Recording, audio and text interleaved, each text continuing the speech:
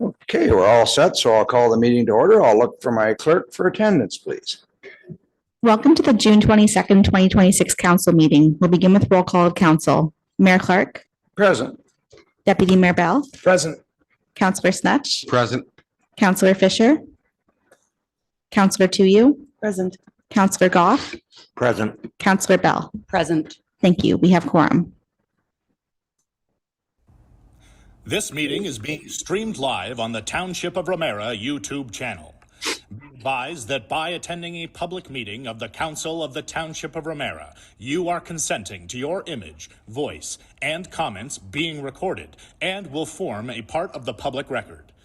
The chair, CAO, and/or clerk have the discretion and authority to terminate or interrupt the live streaming in exceptional circumstances where the content of debate is considered inappropriate to be published. Thank you. Okay, with that, I'll look for the approval of the agenda, and I'll note that there are some changes to the agenda as it was posted. Rebecca, whenever you're ready, Madam Clerk. That the council agenda dated June 22nd, 2026 be adopted as amended as follows. Move item 14.1.2, Ramara Township Public Library 2026 to 2030 strategic plan before item 10, motion to recess and convene as committee of the whole to allow for a presentation from the CEO of the Ramara Township Public Library.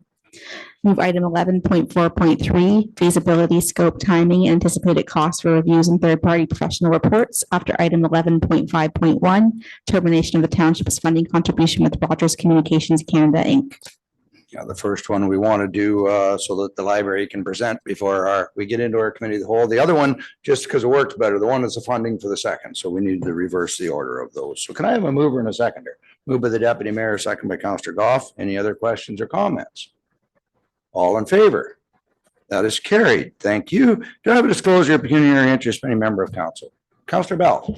Thank you. While I can't speak to the details of any closed session matters, the agenda identifies this item, particular item, as councillor communication matter, personal matters about an identifiable individual. On July 21st of 2025, I stated, moving forward, I will recuse myself from any closed session discussion that may involve me directly or indirectly. I will not participate in any process that I believe violates democratic values or undermines fair and transparent governance. I maintain that position today. Given the wording of this agenda item, I am recusing myself from the closed session discussion. My recusal should not be understood as agreement with the process, substance, or any outcome. So you're recusing, but it's not a disclosure then? I'm recusing for the closed session item Right. that is not stated. It has Okay, no. yeah. So you're not taking part, but it's not a disclosure because I need to know the nature of the disclosure. So, okay, that's fine. Announcements. I do have a few actually. On a sadder note, you'll notice our flags are at half mast. I'd like to begin today's meeting by acknowledging the Toronto Police Services Constable Mark Pinzanato and the Ontario Provincial Police Constable Turn Valley, who earlier this month were both tragically killed in the line of duty. On behalf of council and the residents of Ramara, I extend a sincere condolences to their families, friends, and colleagues, as well as members of the Toronto Police Services and the Ontario Provincial Police.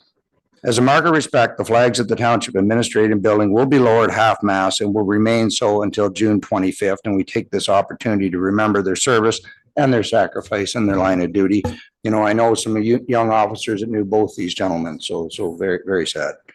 Indigenous People Day. Yesterday was National Indigenous Peoples Day, an opportunity to recognize and celebrate the rich cultures, histories, and traditions and contributions of First Nations, Inuit, and Métis people. This year marks the 30th anniversary of National Indigenous Peoples Day, which is celebrated on the summer solstice, a time of deep cultural significance for many Indigenous communities. Bit of a mouthful there. And lastly, on some good news, I'd like to share some exciting news that the construction of the new playground at the Ramara Center is underway. This new playground will create an inclusive space where children of all abilities can play, explore, and connect. The project will be funded in part by the Province of Ontario through the Community Sport and Recreation Infrastructure Fund, and is also supporting other improvements at the Ramara Center. And we look forward to getting that open and seeing the children on there playing.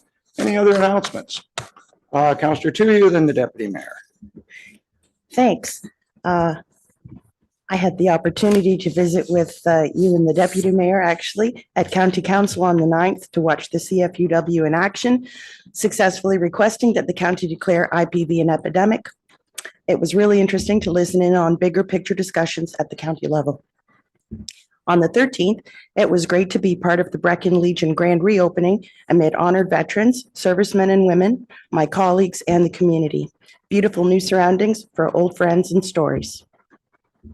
And last weekend, I made a point of checking out the Barrie Air Show to say goodbye to the Snowbirds retiring fleet of CT-114s that they have been flying since I was born. I'm looking forward to seeing them in a few years after they transition to their new CT-157 Siskin II aircraft.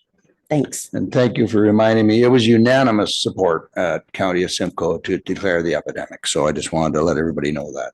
Deputy Mayor. Great, thanks. I attended the Legion as well for that. That was a wonderful event. I think it's going to be exciting times. A lot of good events are going to happen at that in the future. The second thing, I think I went to represent the county and the township to welcome 109 chiefs for the 2026 Aboriginal Assembly, Chiefs Assembly at Casino Rama. That was well attended. And last Tuesday, the mayor and I went for the coin flip for the final week of our spring flag football, which was fantastic. And just for clarification, majority of kids are in that program are from Ramara Township, which was great to hear as well. Thank you very much. Sorry for stealing the flip on you there. Councillor Goff? No, I also attended the grand reopening of the clubhouse for the Brecon Legion. It was a great afternoon event. It's really exciting to see how much work they've actually had to do to make that come to life, and they're still looking for donations because just with the price of things, right? They're up to, I think they spent like over $1 million just on the renovations. So, and I think they're at like 800,000 that they've donated. So any little bit can help. Thank you. Okay, any other? Councillor Bell?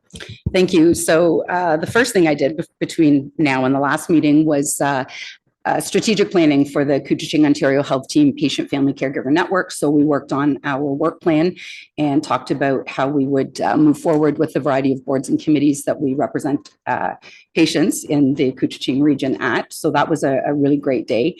I too was at the grand opening of the Legion. And I must say it was an exciting day to see the 3 years of work come to fruition. And I keep asking the Legion to check out different grants, and they're reminding me that they're a little bit tired. And they're definitely looking forward to working on the upper floor as well. So as Councillor Goff said, donations to that building fund are always welcome, though they need a little breather before they move on. I also was lucky enough to stop in at the Create and Communicate. So if you don't know about this monthly event, it offers all kinds of different programming where people just get together in the afternoon and do different kinds of activities. So it's a lot of fun. Friday night was a fundraiser in memory of Ramara's own Jane Lee. It was a beautiful night, very emotional, I have to say, but it was there was over $5,000 raised. The folks who won the 50-50 donated it back to the campaign to raise money for feeding families. So Jane Lee's legacy is absolutely living on. So that was amazing. Saturday afternoon, I popped by Chippewas of Ramara First Nation, who were celebrating the summer solstice and community on this Indigenous weekend of celebration. So that was good fun. I got to check in with Ramara Police and Fire, and the Youth Council actually was well represented. I popped over then to Aurelia Ramara Regional Airport, where they had, under the new ownership, their first fly-in splash-in.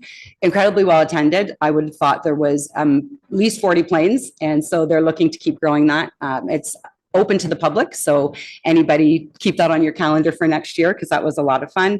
And then my day ended with a visit to the Lagoon City Community Association, who I always want to remind you is open to anybody who wishes to join it. So that was the summer mix and mingle, and it was a great way to start the weekend.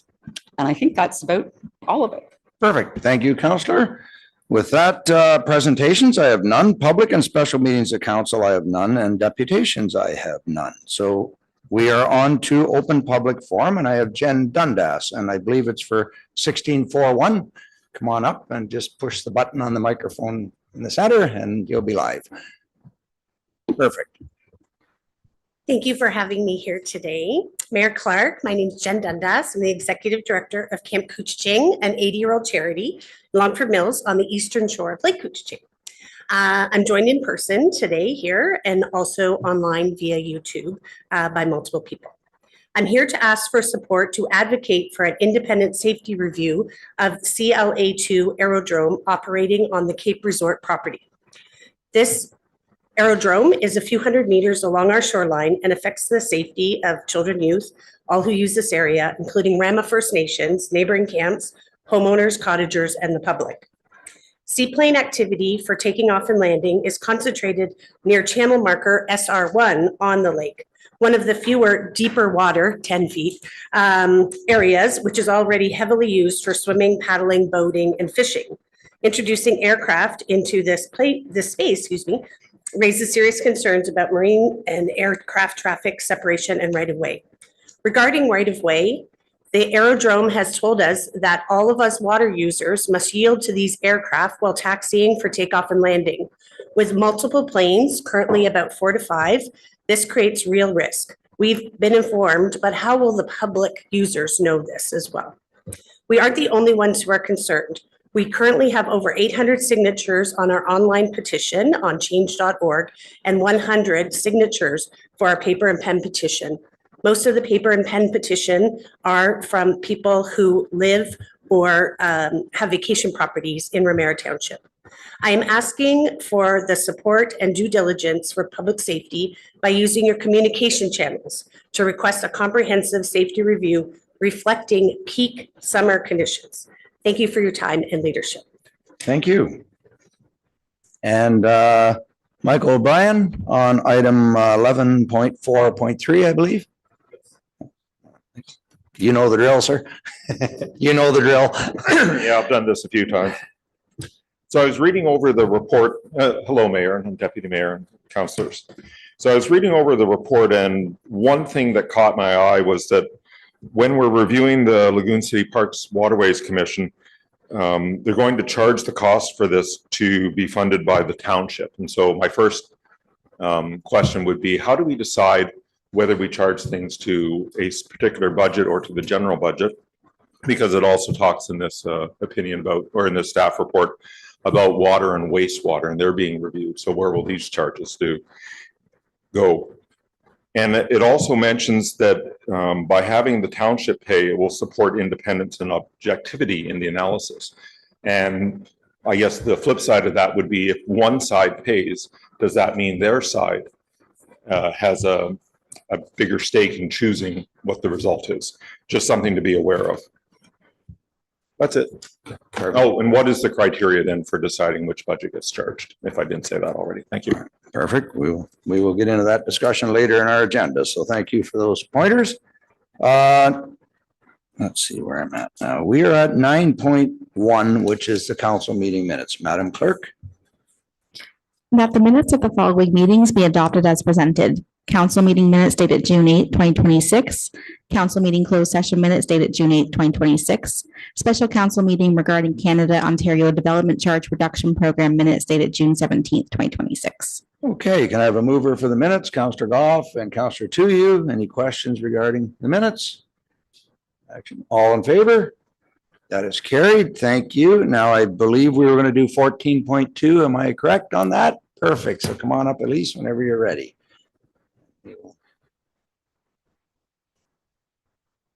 I'm a little bit shorter than Michael. I'm just wondering if those were allowed to be passed out or no for the strategic plan. Yes, okay. I've got both on the screen as well as the strategic plan being passed out. I'm really thrilled to be able to represent the Ramara Township Public Library Board. If you don't remember me from last council meeting, I'm Elise, the CEO of the library. And we have just launched our strategic plan for 2026 to 2030. A little bit about the plan in front of you. Next slide. Just a reminder, the library has been here since 1982, serving the community for over 40 years. Starting with the basis of just books, we have gone beyond, above that notion to include programs, services, resource, and our new collection, Library of Things, where we go beyond the covers. The purpose of the plan is to make sure that our board continues to be beyond reactive to change and more progressive. So we're getting ahead of the times as we're in the moving. Life is changing so quickly nowadays with the rapid speed of technology, and the library wants to stay and maintain the services to the community as we evolve. We were led by the Ontario Library Service Consultant to lead us through the strategic plan and help guide us to the right direction, looking at local public libraries as well to align our trajectory in it. You can continue to be updated on the progress that we have. There's a QR code in our package, and it'll be live on our website where we update twice a year of how we're doing and what we are doing for our community. Next slide. Thank you. We went through the planning and implementation stage, looking at our statistics, our past trends, our historical patterns to see what the library has been doing so far, what's been working and what hasn't. We've established a framework for development, looking at the community needs and organization direction. We analyze the community for demographics, understanding what's needed from our partners and stakeholders, conducting an environmental scan, and most importantly, we engaged with our community partners and key stakeholders. So we had 200 responses from our community partners or the residents, which was fantastic, looking at what we're doing really well, what do people use, what do people not use, and what do people not know that we have. This really was the basis of establishing what we're doing well, where we want to go, and how we need to get there. Next slide, which brings us to our vision. Our vision is a library that enriches everyday life today and for generations to come. And every time I'm here, I say, I hate the saying that I didn't know the library did that. The library does so many things, and if we don't do it, we'll bring you to the person that can. We are now dial zero of finding information, which can be incredibly hard during the times of false information and inaccurate data. Our mission is to expand possibilities, inspire curiosity, and create pathways for learning, connection, and growth. We're here to give you skills, life skills, reading, literacy, socialization, reduce your isolation, and in general, bring you home to a second family. When you walk in, our team knows you. They know what you're doing, they know what you're reading, and they know who you are. And we put that into our priorities. Next slide. Because first and foremost, we're a welcoming and connected community. We're somewhere that you can feel valued and connected, and we're going to do this by continuing to remove barriers. You saw that we redid the Ramara Center to ensure our aisles were accessible for those with walkers, wheelchairs, and more, and we're continuing to break down those barriers. We're evaluating our hours, we're looking at physical space, and we're looking at outreach services as we acknowledge that there's people that are homebound that can't access these. We're looking at advocating for equity and belonging, where everyone can feel included through diverse community interest storytime themes, community events, and programming that brings each other together. We're going to do this through Strengthen Relations, our key partner, our township. You work with us, and we're so privileged to have that. And we're going to continue to advocate with you, through you, and for you. Bringing you into the space, inviting you to our annual general meetings, seeing what's happening and bringing you social return on investments. We're looking at partnering together to see what we can give our little but very big community together. Elevating community voice is always at a forefront. You can't serve the community without the community. So regularly we involve the community in feedback through programs and services, and we're going to continue to do so that we can rapidly change to the evolving needs of our community and ensure that we're consistent in doing so. Next slide, please. Learning and growth is the foundation of the library. We often hear the library is just books. Well, we are books, and that is a foundation and will always be a foundation of what we do. But we also continue with lifelong learning. No matter what age you are, what stage of life, or what your interests are, we have something for you to learn from a database, a series of programs, or just connecting you to resources that you would like to know. We are looking at modernizing our services. Libraries have continued to adapt from just sheltering books to now sheltering people. How can we help to evolve and match the community's needs? With technology rapidly changing, we're looking at ways to stay efficient while also understanding that there's budget restraints. And through this, we'll do so by empowering our staff. Our staff is small but very mighty. If you've met them, they go above and beyond to help you find your book, your service, your resource, or just talk about the grandkids if you need someone to talk to. We're going to empower our staff through training, connection, and understanding what other libraries are doing so that we can keep going forward. Next slide. And of course, the most difficult section for libraries is sustainability, infrastructure, and governance. It's not easy to run a library. It costs money, and we do our best to try and do a big social return on investment. So we are going to be ensuring that we can do it the best that we can with responsible stewardship and sustainable resources, looking at our financial statistics and reporting our social return on investment through our annual report. You can look for future-ready facilities as we look for more permanency through our Brecken branch. We've also begun starting to look at services that we could provide to Washago through a library vending machine and working with Home Hardware there. Still in the works, but let's see if we can get a grant there. So we're looking at what the library can bring to the community and a less reactive and more proactive approach. And of course, we're strengthening governance and organizational resilience because we need to ensure that we're propelling forward in a key that's organized and prepared. And lastly, visibility, impact, and growth. I hope one day I can say that everyone has a library card.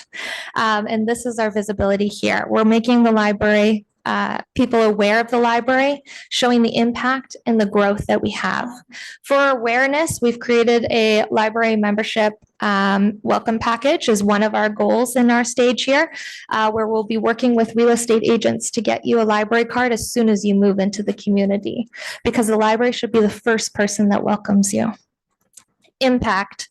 We're looking at doing our social return on investment. You'll see it at our annual report, and you will all be invited to it shortly. It is September 17th on the Thursday at 6 p.m. at the library, where we're excited to share what we've been doing, how we've been doing it, and breaking it down into numbers. Growth.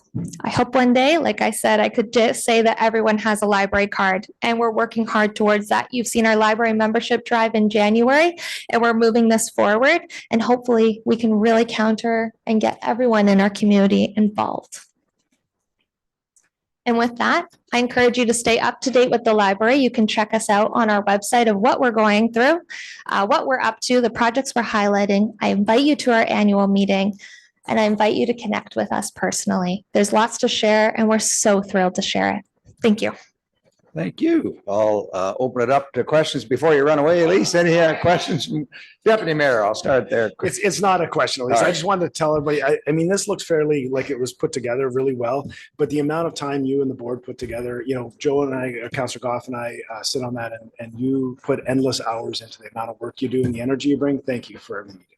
Thank you so much. Thank you. Councillor Bell. Thank you. First of all, you don't necessarily get to be first, but I'll go with you because I try to be first too. Yes, absolutely. But I do also want to congratulate you. Janet Banfield did an incredible job of building a foundation for so many years. So I know you had a great place to start. And over time, and when I was serving with the library, we had set a lot of goals, and you're doing some of them right now. So putting the books up in Washago, for example, with the vending machine was one of the things we had talked about back then.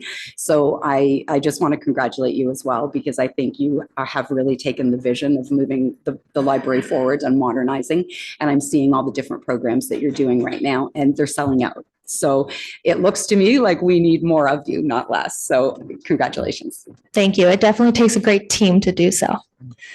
Perfect. Any other comments? Councillor Goff. Well, I'll continue with the trend of giving you kudos. I do see the work that you've put in, and I know this plan was a lot of effort and timing, and kudos to you, and you're a breath of fresh air to the library. So thank you. Thank you very much. Okay. Councillor Tuya. Thanks. I know residents at the north end of the township will be pretty excited to hear about what's happening that we're planned for in Washago. So thanks for that.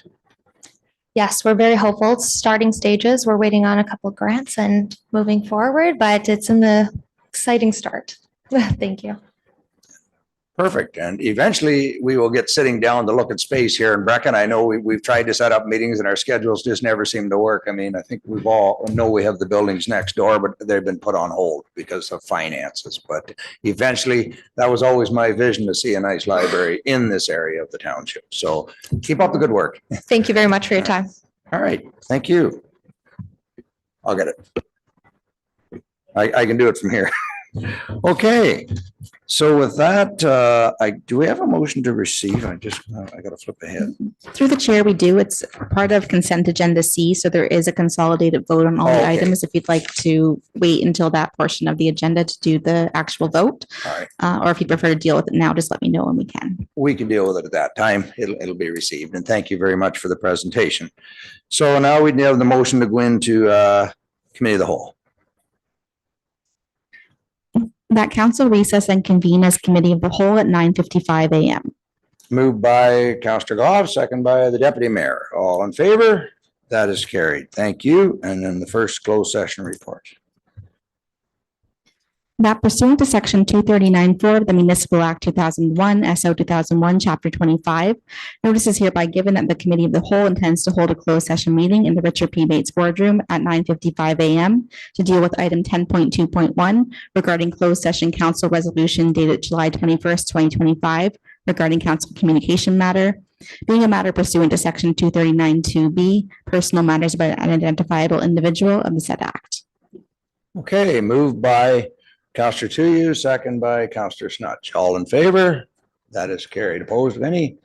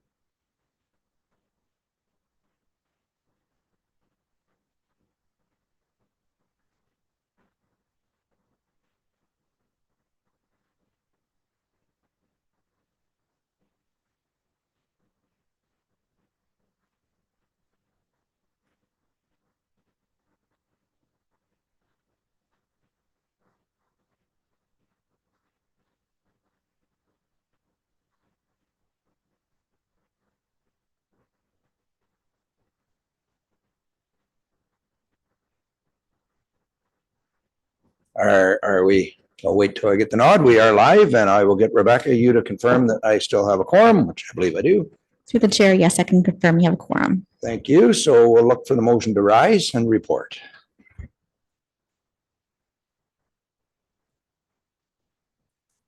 Sorry, just one moment.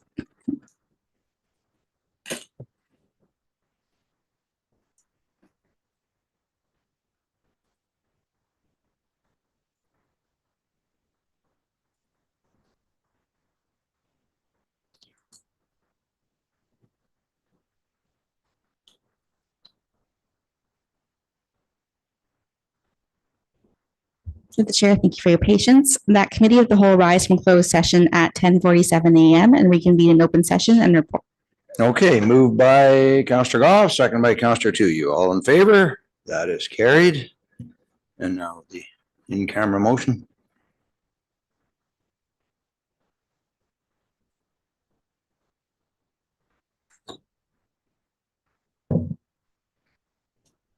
Through the chair, just 1 second. Let's get this up on the screen.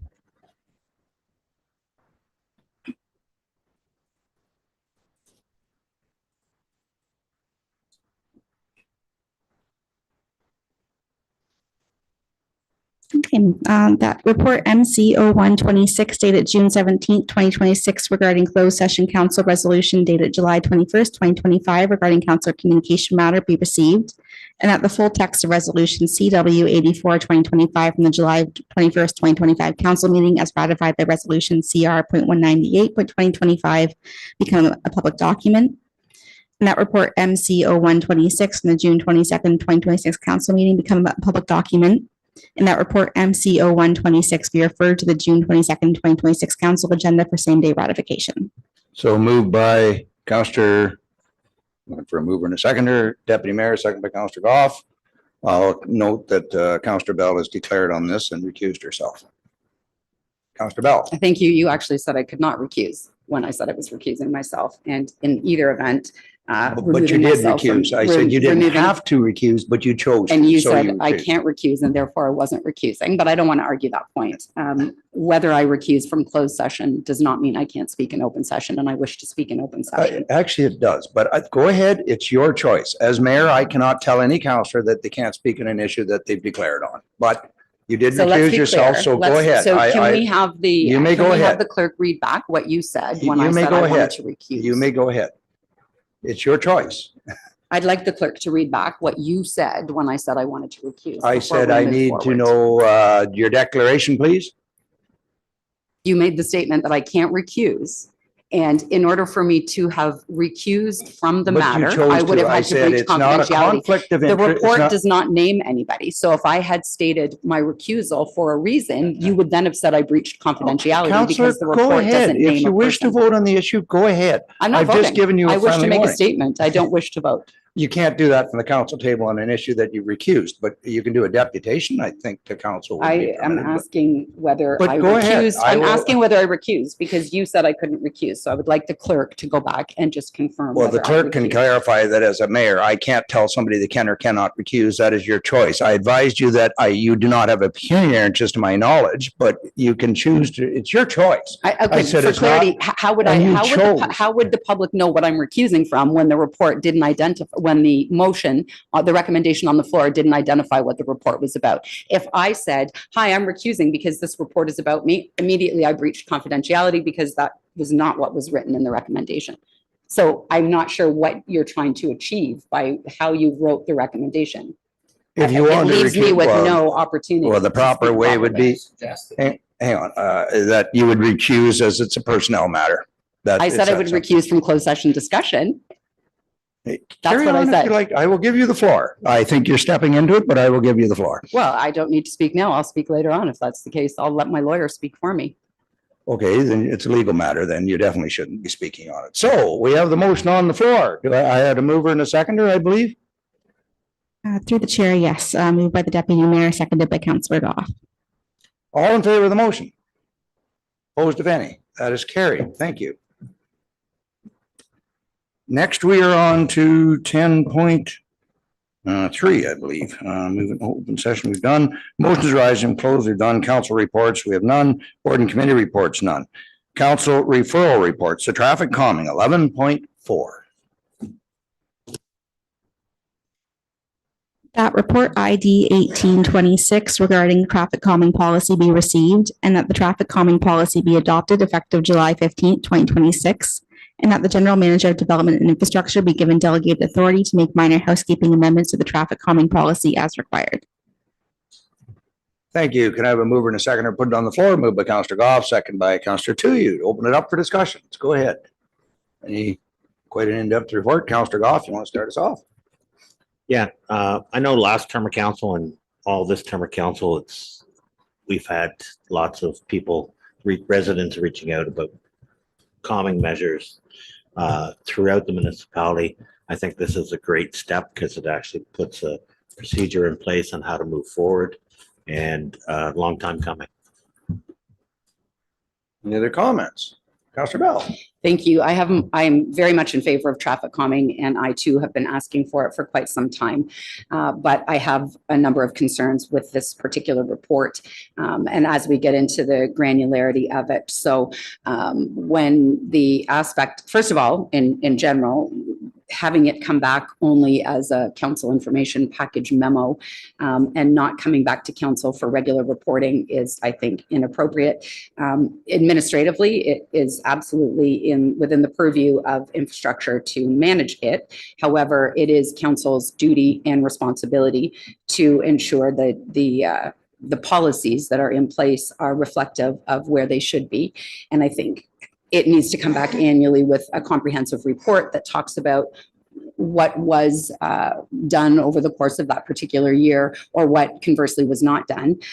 So we would need to have reporting on the what's, where's, ifs, when's, why's. We can't just have a memo coming to us saying, you know, we determined this. And so that's one piece of it. The 50%, the threshold for engagement within a community, the municipality has been able to achieve a regular about 2% response rate. And so I think to build this on a 50% response rate pretty nearly means that the community won't be involved, and it will just be governance done to you instead of governance done with you. So that's a problem. And then if you do that and you also say you can't come back for 3 years, I don't know what that means. I don't know if that means council can't come back, the public can't come back. So the report is lacking in particulars about how this will look. I think the 40-kilometer threshold could be a problem. We could have roads that are 50 and need to be considered because things change. And I think that can't just be a decision of the staff. So in my opinion, this would need to be deferred until the next meeting so that the staff can take another look at the way that they intend to report back to council, and we can have a more in-depth discussion about some of those pieces and others. Because I don't think that leaving policy decisions in the hands of staff is what the intent of the municipal act says at all. So my amendment would be that we defer this so that staff can prepare a more inclusive method of reporting back to council and reconsider some of the things that I've just mentioned. General Manager. Through you, Mr. Mayor. So the purpose of the CIP is actually to inform council.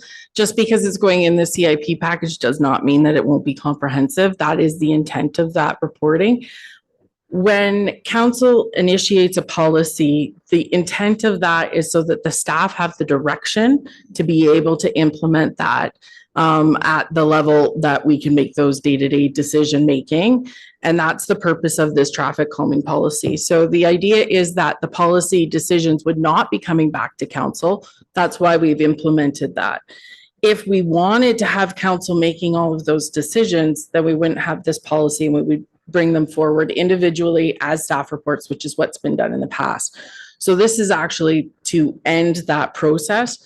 The idea with the policy as well is that we standardize our responses so that it is equal across the board. And again, those CIP memos would be inclusive of all of the information that Councillor Bell was referencing.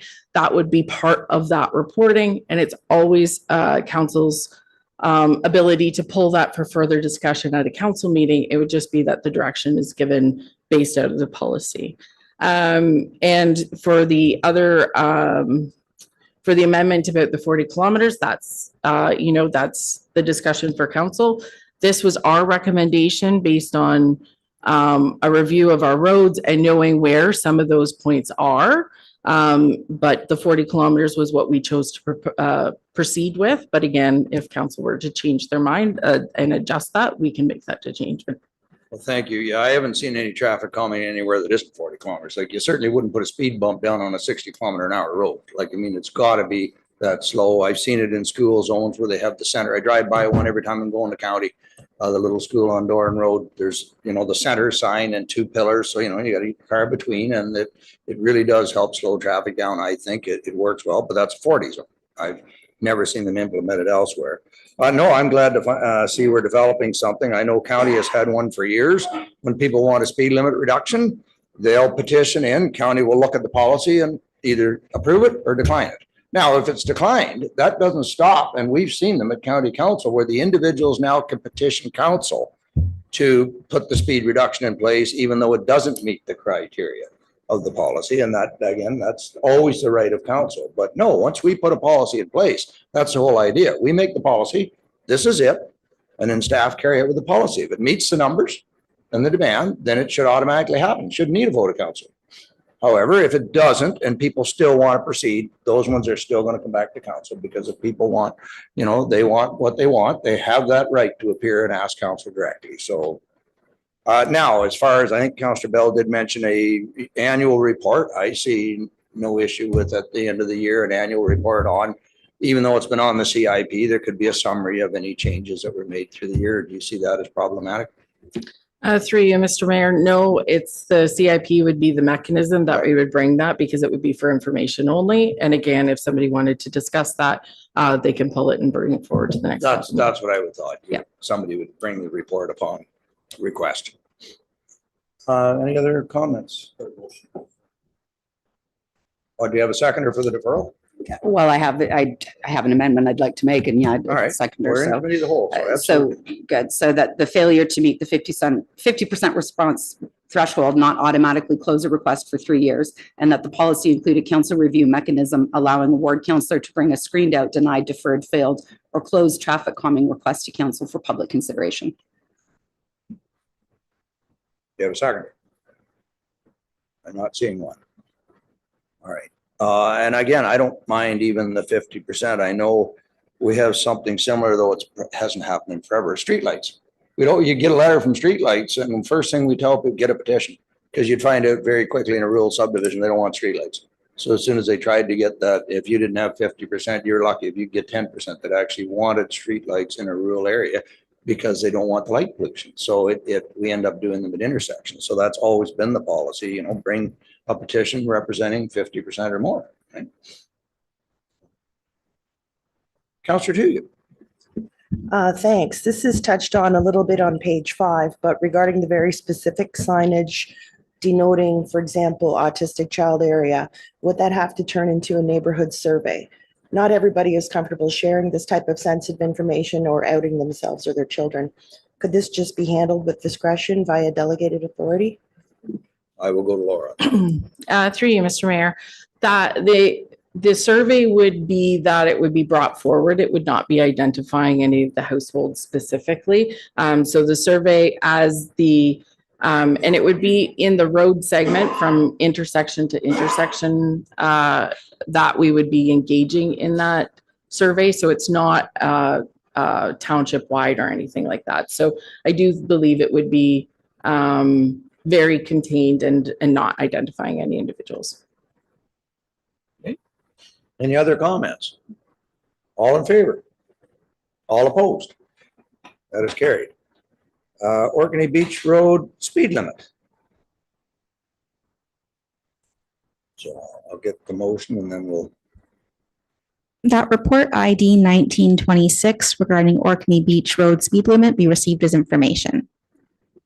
Moved by Councillor Goff, second by Councillor Tuya. Questions or comments? Councillor Tuya. Thanks. This is a community, especially where it gets very tight when the houses are on both sides of the street, that they feel that traffic calming measures are necessary. Whereas maybe the beginning part of the street is not necessarily as twisty or blind curvy. Leaving it as a 50, so just by nature of what we just talked about in the traffic calming policy, that means then that they would not be eligible for any other measures, signage or anything, unless it were specifically brought forward as a, right? Correct. Go ahead, Laura. Yeah, through you, Mr. Mayor. Yes, that's correct. If the traffic calming is going to be 40 kilometers an hour and this road is 50, it would not be eligible. Is there any appetite, sorry, among council to keep that section of Cortland, at least where the houses are up until the dead end, where it meets Fountain, as a 40 and keep the 50 as the more of the first half? I'm looking for the travel speed and I would support, like, the majority of the cars are driving 40 now and the speed limit, I believe, is posted 50. Like there's only a handful and nobody driving over 60. So the traffic is moving reasonably. That person over 60 is going to drive 60, whether it's posted 40 or not, like when there's that many. Councillor Snutt, so I'd be supportive of Not leaving it. necessarily. I would think that getting over 35 kilometers is a very serious thing now. So really, there's not a lot of people speeding, but I mean, if we can reduce it, I think it's going to make people think twice about whipping down that street. So I'm certainly in favor of lowering the speed limit. So I'd need that as an amendment. Well, I'll just go along with what Dane asked if there's any support, and I said I would look at supporting that. I don't know what amendment she wants to make. Councillor Bell, I think I saw your hand up. Thank you. I just would point out that a policy was just moved that said nothing over 40. So what I hear right now, immediately before we've even left the room, is what are we going to do? Try to move every road in the Township of Ramara down to 40 kilometers so that we can fit it into traffic calming? And I'm not, if it needs to be down, it needs to be down. But the point is, are we going to start coming back to council and then asking, I need this road down to 40, I need that road down to 40 so that we can fit it into the policy? I mean, it doesn't even make any sense. That's exactly what would happen. You would move it down so it would fit in the policy. Deputy Mayor. Just out of curious, I know that's your ward that you took care of, Councillor Tu. Have there been a lot of people come forward to talk to you about this? Councillor Tu, go ahead. Thank you. There is a particular group right around that area of lots 27, 28 who I feel strongly about that neighborhood and the safety of the community. And like many of the issues they have, I'd say there's about half and half. Anyway, so right now it's to receive his information. Do I have an amendment to change that? Through the chair, just my suggestion would be, as this would be less an amendment and more replacing the motion on the floor, Okay. we would deal with the motion to receive his information. And then if that's defeated, we could bring forward another motion to amend the speed limit if that's the desire of council. Makes sense. Thank you. So the motion is just to receive and no action taken, which is what I support at this time, but it's up to council. I'll call for the vote. All in favor? Opposed, if any? 2, that is carried. 14.43. Through the chair, so 11.4.3 was moved to after 11.5.1. So we would just Oh, deal with that's that right. item first. Thank you for the reminder. So why don't we move on to 11.5.1, which is the Rogers. Go ahead and read the motion because the report's pretty self-explanatory, but we'll read the motion. That report CS 1726 regarding termination of the township's funding contribution with Rogers Communications Canada, Inc. be received, and that the Director of Corporate Services / Legal be delegated authority to finalize and execute a termination agreement with Rogers Communications Canada, Inc. in respect of the contribution agreement dated September 9th, 2021, and that the termination agreement require Rogers Communications Canada, Inc. to provide the township with the final built summary report, and that a memo be included in the council information package respecting the final built summary report once received. And that report CS 1726 be referred to the June 22nd, 2026 council agenda for same day ratification. Okay, I'll have a move and a seconder to put it on the floor. Moved by Councillor Goff, second by Councillor Tu. This is a case where, and I want to make sure everybody knows, the project is going ahead. We're not bringing the internet. They've just now being funded by, I guess, the province and the Fed, so they no longer require our funding. If there's anything Gail, you'd like to add to that? I know. No, through your worship, I believe that covers it. And I think just a shout out to the staff for the negotiations, because this means that there are dollars available for the township to do other modernization type functions. But you're quite correct insofar that the projects will proceed. Yeah, so they're still going ahead. We just don't have to pay for it. Any other questions or comments, Councillor Toohey? Thanks. The original completion date for Service Gap B was supposed to have been June of 2022. These residents, including myself, were only just connected starting in April of 2026. So in my view, they were already in violation of the contribution agreement. And it sounds to me like Rogers has already benefited from additional federal and provincial internet funding initiatives to be able to complete the work, and there would be no need to duplicate their compensation with the outstanding $212,000. Any other questions or comments? So all in favor of the motion? Opposed, if any, that is carried. Thank you. Now we're back to 11.43.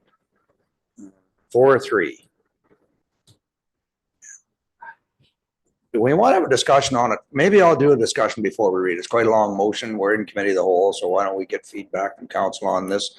I will make note that a question was asked at the start of the meeting, why would Parks and Waterways not be charged? Well, again, council can decide to do that if they want. It's my opinion. We own the canals, and we have Parks and Waterways that we appoint to look after those systems and to regulate them. And that was done through a provincial act years and years ago. But this is an accounting measure now. These are our assets. And now we want to look at, is there a more efficient way of doing that? And it may be the same. It may be differently. It may be modified. It may end up being a standalone, almost like a servicing board. We don't know. But it's us trying to ascertain the best way to look after the municipal asset. So I think that's why it should be paid by the general taxpayer, because then that could determine how we move forward. So that's my opinion on it, and where I draw the line to differentiate between bills that are under the position of Parks and Waterways and bills where now we are looking at the governance structure. So Gail, if you want anything to the report before I open it up to the floor. Sure. Thank you, Your Worship. And if I can just maybe do a quick introduction to the report. A couple of things, Your Worship, from my perspective as CAO, sort of doing a mid-year budgetary sort of change is never ideal. But having said that, there was an opportunity that was presented in terms of the Rogers negotiation that you just dealt with, in so far that there was modernization funding that became available. And the timing of these reports, doing the work now, ultimately sets the stage for the next term of council, sets the roadmap so that the next term of council have a very clear sort of understanding of where we're going from a financial perspective, as well as just that overall analysis of the systems and so on. So this particular report will encapsulate sort of 4 pretty significant undertakings. It will review the township's overall sort of financial health processes, et cetera. It will evaluate the systems, the water, the sewer system, the water and wastewater systems, insofar that, where are we at from a rate perspective, as well as again, the processes that we have in place. I know that there's been lots of upset within the community in terms of our water sewer rates. So let's do a deep dive and just understand all of those aspects. The third piece from the financial is the ERP system that we currently have is problematic insofar that it's reaching its end of life. And so to change our ERP system is a very significant undertaking. And so consequently, council has had the forethought of this particular issue and has put money aside in the reserves for the replacement of the system, but we need to do a full evaluation as to what the system will look like moving forward. We're actually in the same boat as many of our other municipalities who are using different systems, but their systems maybe have a little bit of a longer lifespan than ours. So this project will help us understand where we're going with respect to that system. And then the fourth part is just the full evaluation of the Lagoon City Commission, and the overall management of the waterways and how we're currently operating. As council's well aware, we're governed by PR 11, which is provincial legislation, insofar that I think Ramara is a bit unique in terms of that overall operation. What we would intend to do is leverage the legal opinion that was sought by the commission and paid for by the commission to help us do this work. The overall aspect of having, dissecting the payment of this kind of work through to the commission, if we were going to do that, then it would be my recommendation to you, your worship, to postpone the outcome of that particular decision and allow it to be on an agenda, so that the commission could weigh in as to whether they wish to contribute to that particular aspect of the project from a financial perspective. At this point, it has not been on their agenda. This is work that at this stage is being recommended that the township covers. So if you are going to head in that direction, I would respectfully recommend that that be postponed and put on an agenda for the commission to opine on as to whether they wish to be part of. Just to be very clear, though, your worship, they would be certainly part of the consultation. They will be included in that as far as this work goes. The timing is ideal. Your worship, to do this work primarily because when it's done, it will be on the desks of the next term of council, which will help the next term of council move forward from a strategic direction and so on. So, and again, the timing from a financial perspective, allocating the savings from the Rogers negotiation and using that money to ultimately cover the cost of this is the timing is great. And again, that money is modernization. I look at this as modernization. I look at this as strategically positioning the municipality to move forward. There certainly have been lots of changes with the overall organization, and with that brings forward, certainly opportunities, but also brings forward, the loss of corporate knowledge. And so I think that when all is said and done, this type of project will be ideal to position the municipality in the right direction for the next term. Thank you. And you didn't mention Parks and Water. Well, all of them here. Again, in spite of, when you look at the latest court decision to question the relationship between Parks and Waterway and the municipality, I think this is a great way to study that and come up with a final and permanent solution moving into the future. It's a very, very old agreement. The ERP, we cannot understate that one. 14 years ago, our accounting program disappeared and we had to buy one. At that time, we spent over $200,000. I think it was Diamond. And by the time we were done with the upgrades to try and make it work, we were over $250,000. This is 14 years ago in a program that wasn't doing what we wanted to do. And then we discovered we had Keystone already for our planning department and for a measly $15,000. It took over and we threw out the other one that we spent $250,000 on. So I know this consultant is expensive, but what you can lose just on that one purchase alone on the ERP could be more than made up for within this grant. Because if you go the wrong step down the technology and it's not working for you, you just throw money at it. Every upgrade we needed $25,000, another $50,000, another $10,000 for this program to make it compatible with that. And unfortunately, Keystone, the one we're using now, is becoming obsolete. I think the company is packing it in here, or it's been bought up, which is typically what happens. Another company buys them up, phases it out. So we do have to get another program, and I certainly feel that we should bring a consultant in to look at that who's so this wouldn't be one person doing all these studies. It might be one firm, but there's going to be experts in each one of these because these are all very different matters that I feel we should get feedback on before going ahead. But that's my opinion. I'll open it up to council. Councillor Snuts and Councillor Bell.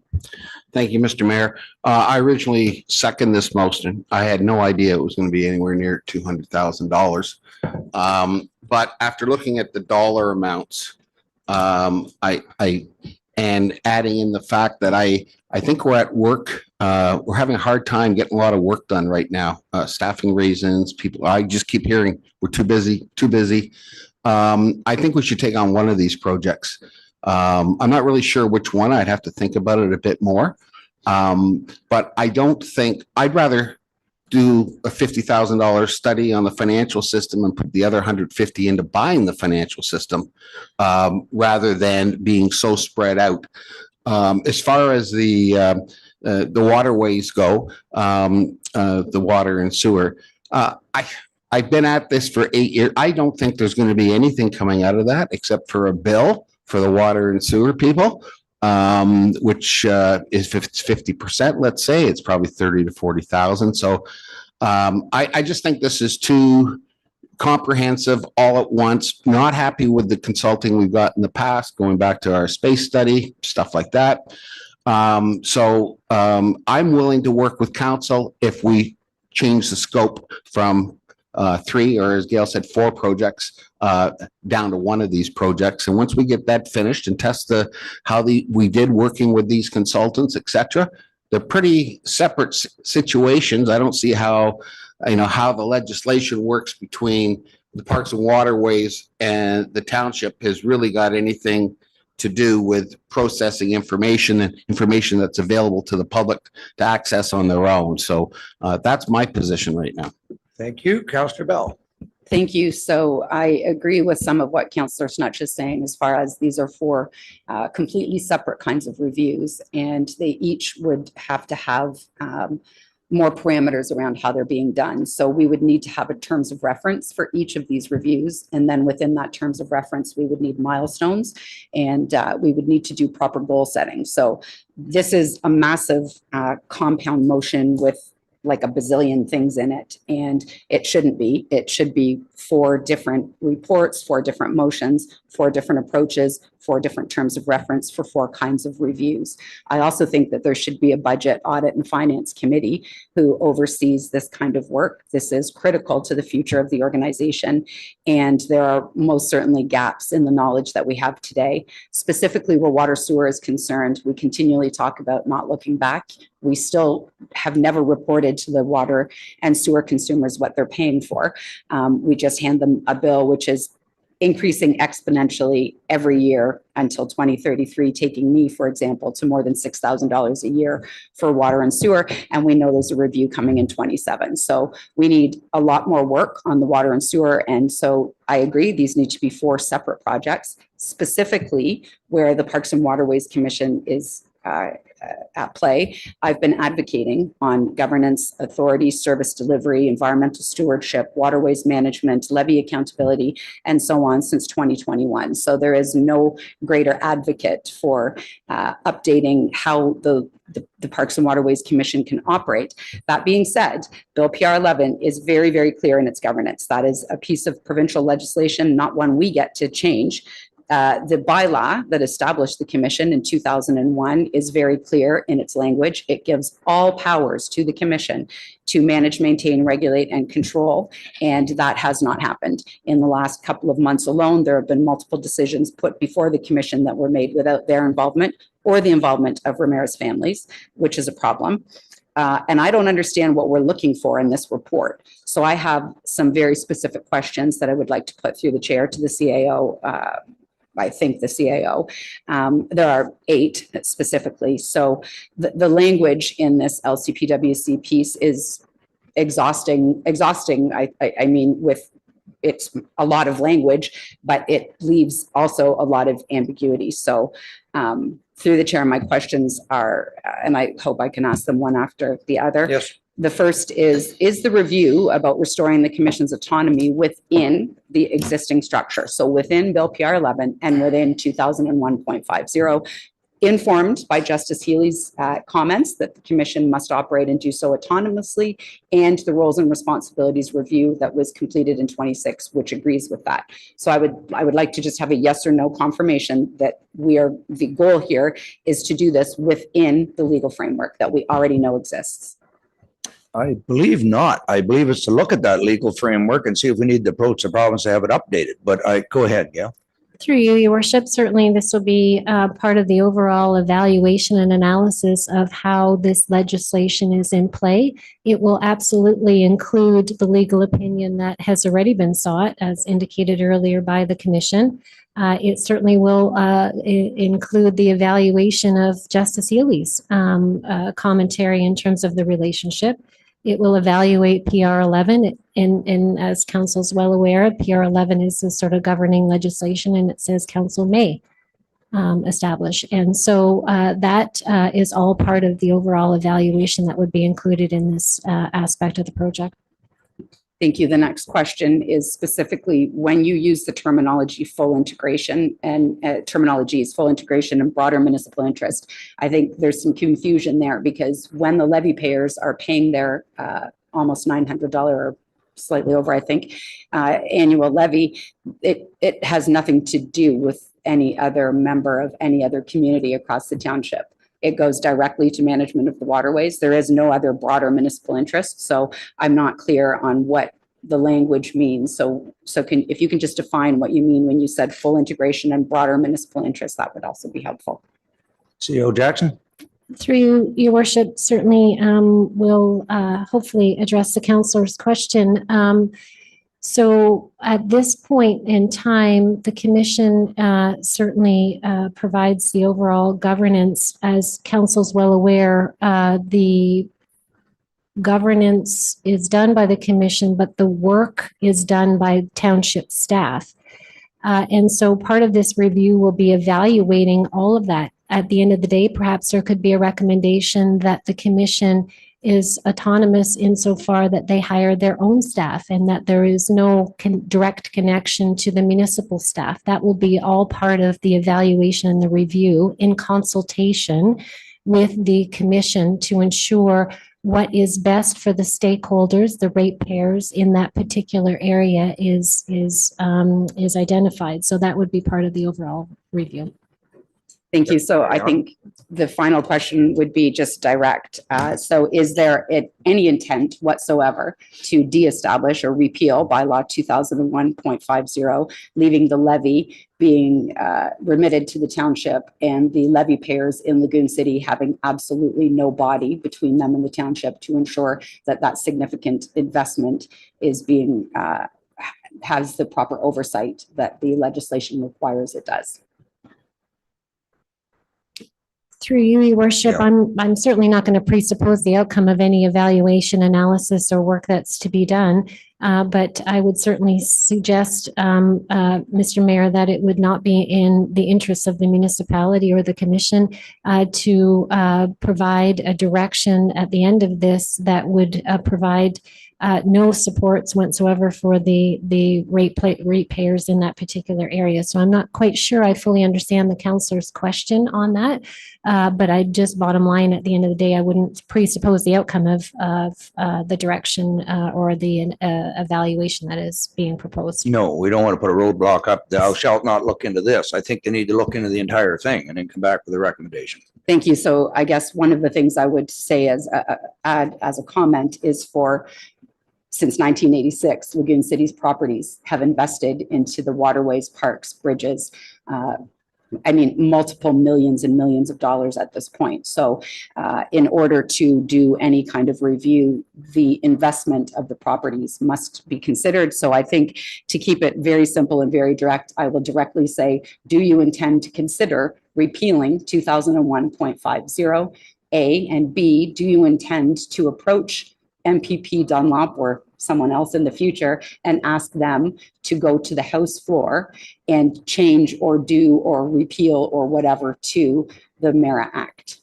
I don't believe we intend to do anything. We're going to get the consultant to give us their opinions on what they should do, and it'll be the council decision in the future and how they proceed. We've done efficiency studies in the past. There was one completed before I actually came on council and it was presented, and I think we took maybe 10 out of 50 suggestions. And that was right based on amalgamation. So again, you can't state the intention of a new council. We want an unbiased opinion from a consultant to present to the new council, and they will decide how they want to proceed. If I can add to that. Well, I'll let finish. Thank you. I Counselor. just, and I'm not sure where the unbiased opinion is coming from. And I'll just point out that nobody still has answered any of the questions that I asked. They were very specific. And I believe that the goal is to deestablish the commission. And I believe that the goal is to go to the House floor and do something with Bill PR 11. And so I'm absolutely objecting to that happening. And I would like to have the questions answered. I would like to make 100% certain that the commission is involved and the residents of Lagoon City who have made substantial investment are considered in all of this. And it is a concern because there were multiple changes made in the last year, more than the last year. In fact, the autonomy of the commission has been eked out to the point where it wasn't present at Bertrand versus Ramara. It wasn't even informed that there was a contempt. Treatments to the waterways have been removed arbitrarily with no rationale or documentation. So we are already doing this. We've already removed the commission. So I have massive amount of concern about where this is going. And I don't know what unbiased means because we're already well past unbiased and we've already removed the commission from governance. So I don't support what we have in front of us at all at this point, not the way it is, not without the questions being answered. And I mean, clearly they're not going to get answered today. I can see that. But I would still put an amendment on the floor that none of this moves forward without staff coming back now with proper terms of reference that set up milestones and that we can see what these projects are going to look like, how they're going to unfold and that sort of thing. Not just a blanket, here's a whole bunch of money, go spend it. Okay, there's so much wrong with that statement. I'm not even going to tackle it. So what I will say is we're not presupposing anything. This is a consultant that we're going to hire that will be interviewing both us and Parks and Waterways. I won't even be here when the results come in. They'll come in for the next term of council to decide how they want to proceed. Can't presuppose anything when you're hiring a consultant. And I would believe that the consultant will appear before this council before starting that study to understand the framework of how they're going ahead.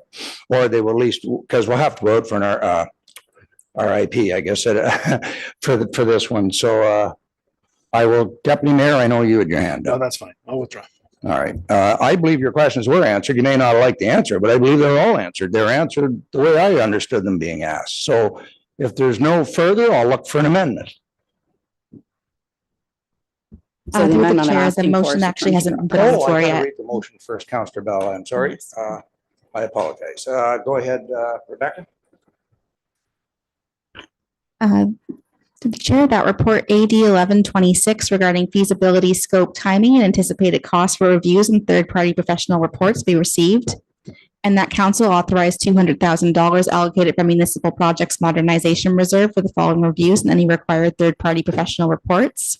A comprehensive assessment and analysis of the township's overall financial systems, internal controls, and fiscal condition, including recommendations to strengthen and optimize these systems over the long term and to inform future financial system modernization, including high-level requirements and readiness considerations for replacement of the township's enterprise resource planning ERP system.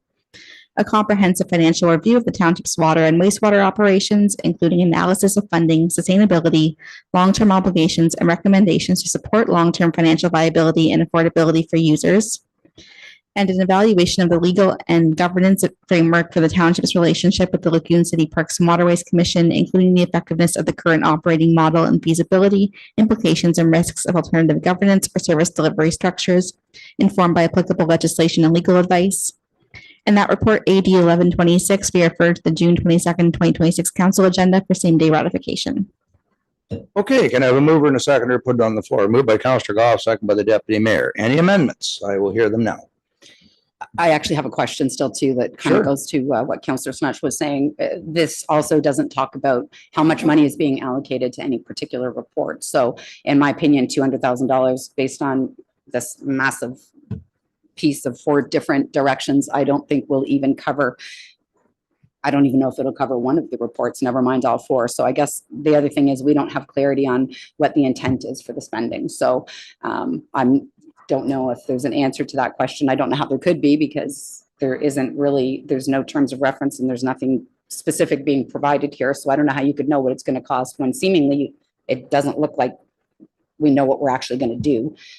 At least there's no structure there to tell council what it is. So it's difficult to ask council to spend any amount of money, and particularly $200,000 from a modernization fund as well, that we may want to use some of it in some other way. Or so I just, This is just words on paper. There's nothing substantive here. So I would like to see some substantive information first.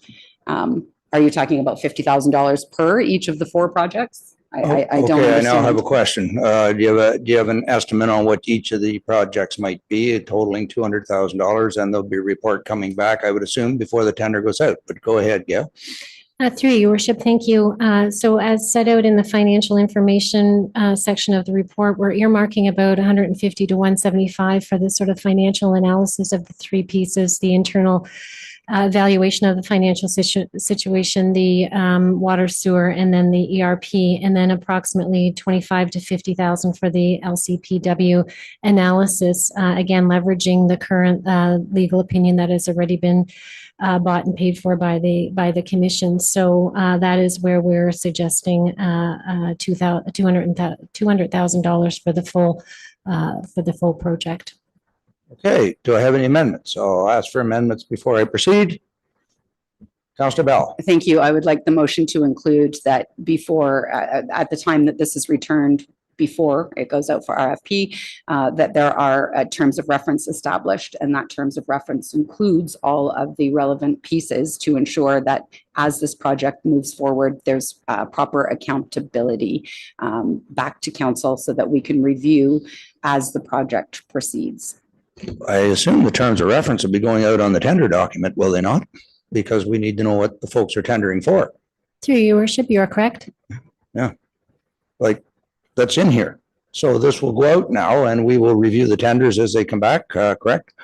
Through you, your worship, it will be done in accordance with council's Yes. approved procurement policy. So just so I'm clear, your worship, that it is done in conjunction with the procurement policy. So at this point in time, what we've provided in the report is the high level overview of what this work will encompass. When we go out to the RFP process, it'll be more specific in terms of the specific terms of reference and the timeframes. Well, correct. It's no different than we're doing a road project. We decide whether we want to go ahead. We don't need to see the engineer's drawings for how the road's getting built. We just decide, yes, we're doing the road or not. Remember, how is not our question, what and why. And these are what we're looking at studying, and these are the reasons why. We want to see efficiencies between parks and waterways, or a relationship, or a new relationship, or a rekindling of the old relationship. And we do need to buy a computer program, and we want to look at the overall finances. I think it's pretty straightforward. So I'd ask you, I guess, what you're not understanding. No, I can understand. Thank you. I can understand very well. I'm quite intelligent. What I'm concerned about is that I'm not talking about an RFP. I don't want to see a technical document. I want to see project. I want to see a terms of reference. I want to see project management. I want to see milestones that have to be met, and staff has to come back and report to council on the milestones. I want to see proper communication of those milestones happening regularly throughout these processes. These are massive undertakings, and they are critical to the future of the organization, which is critical to the health and happiness of Ramara's families. And that's what this is all about. So telling me that there's going to be documents related to a tender, that is nothing to do with a proper project management process. So I bet it doesn't matter, because it's going to be a 6-1 vote. We know that, to do it. Geez, I didn't think it was going to be, but thank you for the confidence. Councillor Goff. With this report, and our staff aren't doing the report, it's Right. going out to consultants, right? Our consultants are the one that's gonna, so it's not gonna be our staff coming back with reports and having point of reference in terms of. And I would assume when the consultants bring their tender, and they will have a work plan, and when they're going to report back on how to be completed by a certain date. And they may say this will take more than before it may not be back for, they may say 8 months. We would like to see it back for the new term of council deal with early on in their term, but the consultants will have a timeline when they put their tenders forward. CEO Jackson. Just to be clear, your worship, if I may, just to sort of quote an element of the report. The report includes a comprehensive assessment of core financial systems, as well as a focused review of the water and wastewater systems. It will include best practices in municipal finance, governance, and with supports and evidence-based decision-making. The scope as proposed, as identified in the report that you have before you, includes a review of the financial systems, including budgeting, forecasting, reporting tools, assessments of accounts receivable processes, accounts payable processes, audit functions, segregation of duties. All of that is spelled out, Your Worship, within the report that you have before you. So this is what we're saying to you as staff will be included in this project. So I'm not sure what further specific information is being requested. Well, that's what I'm asking Councillor Bell. Like, what is it? You said it's just words on paper, but they're very definite words on spelling out what we're going ahead. So I'm trying to see what part of it you're not comprehending. I, again, can comprehend very well what I'm reading, and what I'm reading is a lot of ambiguity. There's still unanswered questions, and I'm still not hearing that there's going to be a proper terms of reference set out that includes milestones, that includes reporting to the public who's paying for it and whose future depends on it. But I'm not going to argue about it. I know it's going to move forward, so I'll support it because I support doing the work. I don't support it like this, but we always have motions that one can't object to, and we always have them compound. So I'm gonna support that we need to get the work done. I don't support any way that this is being done.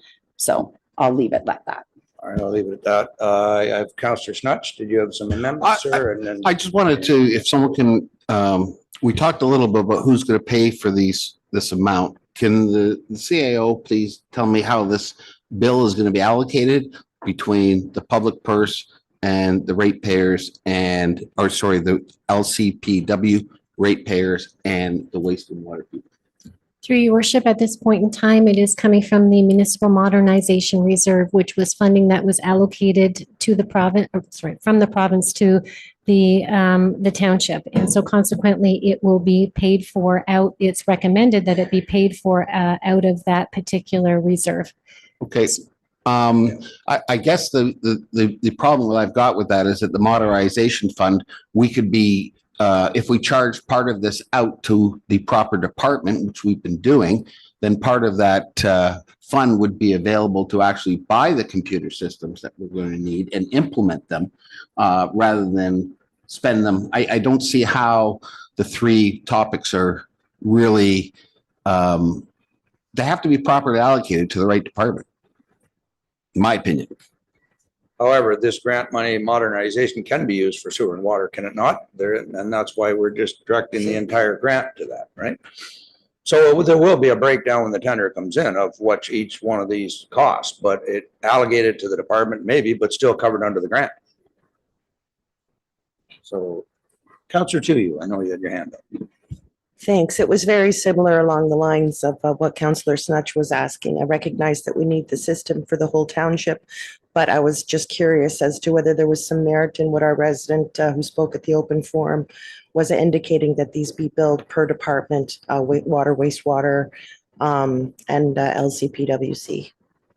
Maybe I can get an overview of how you plan on breaking it down. However, the cost was to be covered by the grant, not by each individual department. Go ahead, CAO Jackson. Through you, Your Worship, we certainly can, when we go out to the tendering process, make sure that it is identified the costs associated with respect to from the financial analysis perspective. We certainly can have it identified what the cost would be for the water and sewer.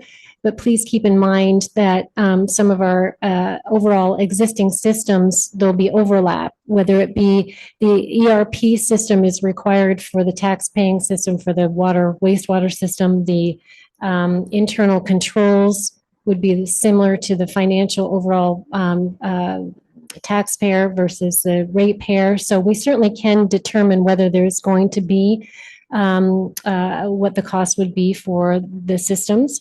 And if council decided at that point in time that you wanted to ultimately charge the water, wastewater ratepayers for that aspect of the project, then you certainly can do that. But as a cautionary note, again, we'll reiterate that if you're planning to charge the commission, it's only fair that the commission participate in the discussion of this particular project before you make that decision. But ultimately, the recommendation from staff at this point is it all be funded because it's all for the future of the overall organization, that it be paid for by the modernization reserve. Deputy Mayor. Yeah, I just wanted to reiterate that. I think that if there's any cost to the commission, then it does have to go back for a vote from the commission to approve those extra costs from their budget first. I think that's only fair. But the intention of the motion's on the floor now, it would be funded from the grant From the money that we have in the reserve fund. So we've had a good discussion on it. I'd like to call the vote. All in favor? Opposed of any? One. That is carried. Thank you. Yes.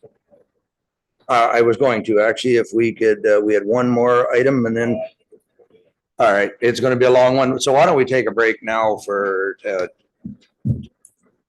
10 to 12, be back at 10 to 12. And then we'll continue. So I'll have a motion moved by Councillor Goff, second by Councillor Two, that we take a break till 11:50. Thank you.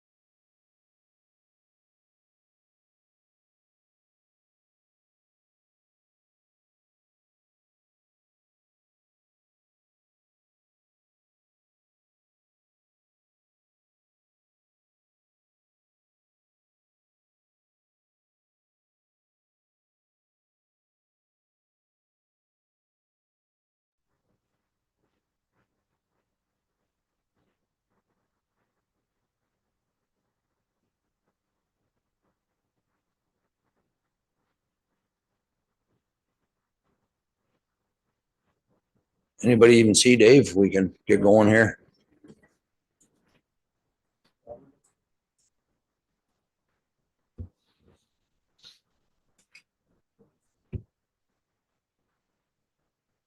Okay. All right. We will call the meeting back if you can get us back live, Nate. And we are back. So I'll go to my clerk. If you can clarify that I still have my quorum. The chair, yes, I can confirm you have quorum. Thank you. Now we're on to 11:52. Trying to decide, why don't we have a discussion on it? We are in committee of the whole before we put the motion on the floor. So this is over the township owned facilities, risk and considerations. Anything that staff want to add to the report? Go, Brittany, I see you've turned it on. So go ahead, Ms. Wilson, whenever you want to make a comment.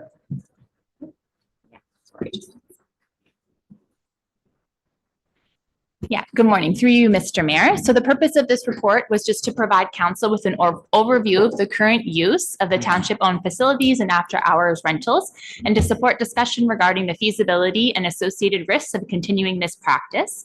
So since joining the Simcoe County Municipal Insurance Pool late last year, the staff have continued working closely with the township risk manager to try and better understand and address potential risk exposures across the organization. And as part of this ongoing work, the use of facilities outside of staffed hours has been identified as an area requiring further review and direction from council. So that's why we're here today, just to see how council wishes to proceed with this issue. So it's outside of staff hours that are the issue, because That's correct. I know many times, like you take the Udney board when they're booked for a wedding or something, they do require to use their bartender staff. That's with correct. Smart Serve. So that would count as having a responsible person in the building. Yes. So any of those community centers that have bar rental type rentals, those have staff at the facility at that time, but any other events that don't use the bar do not have staff present. Correct. And so I'm thinking of the Athlete Community Center Board as well. When they have their meetings in the fire hall, they are appointed members. So if it's after hours, they are still fine because they're appointed by council. That's correct. I just wanted to clarify that. So as long as there's an appointed member or a staff member. Yeah, that's present. correct. Okay, I'll open it to the floor. Councillor Snutch, then Councillor Goff. I think you. Is a way to get just a question for you. Why couldn't we make, each one of these organizations has a chair. Why couldn't we make one of them an employee at a rate of, I mean, these people are there anyways. The problem is they're not classified as employees. What's wrong with having? No, that's what I just clarified. They are. As long as they're there, we're fine. As long as it's one of the appointed board members is at the function, we're good. That's correct. Yeah. So to clarify, they're not considered staff, but they are council appointed board members. So they would qualify as being people who are able to oversee the facility. So as long as there's people there, because for example, there's a birthday party on a Sunday, those individuals pick up the key, they go use the facility. There's no board member present. Okay. And where do we stand on the community center project that we were doing I think did we hire consultants for that one, or did we approve to hire consultants for that one? CEO Jackson. Through you, your worship, that's a phase 2 of the governance project. And there was a CIP that was sent out a little while ago, just providing sort of an overview of the project, but that is being led by Ms. Zanussi. Anything else, Councillor Snutch? Through you, your worship, the clerk was just, I may have misunderstood Councillor Snutch's question. Was your question with respect to the building condition assessment, or are you talking about the governance review? I'm talking about whether we keep the community centers open and whether they're serving a value interest or whether they should be consolidated into one. I'm looking for the bigger picture. This looks like it's a little piece of the big picture that I thought we were working on. So just so we're clear, your worship, there's 2 pieces that we're working on. We're working on the overall governance, phase 2 of the governance review, which includes evaluating how we have established our advisory committees and our boards. And that report will be coming forward. And then we're also doing a full evaluation condition assessment of our municipal assets. So the first project, governance, is being run by our clerk, and the second, the condition assessment, is being run by GM Pi. And I imagine before council makes a decision on anything, they're going to want both those documents in front of them to see the cost, what needs to be done, how the governance is working. Could it be somebody that's appointed by the board for that? Like, what happens if we get down to a situation where we have a wedding planned and the person that's supposed to, the director who was supposed to be there gets sick? What do we do? Cancel the wedding, or what do we do then?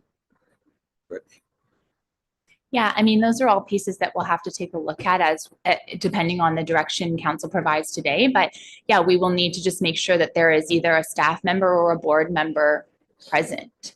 I remember when the Ramara Center was still run by the volunteers. Yeah, some of them were putting in 40 hours a week, like volunteer, because they were always present. When there was somebody on the board was there, regardless of when the function was. And then that's when they eventually faced burnout and said, listen, you guys got to take, because it was 7 days a week. It was being rented at that time. So then we really had to, with all the programs, take it over. Councillor Goff. Yeah, my concern is I sit on the Denny Community Center board, and I know every month when we have our board meeting, they go through the calendar, and it's almost 7 days a week where they have some sort of function, whether it's our historical society that rents and has their meeting. We have a lot of library functions.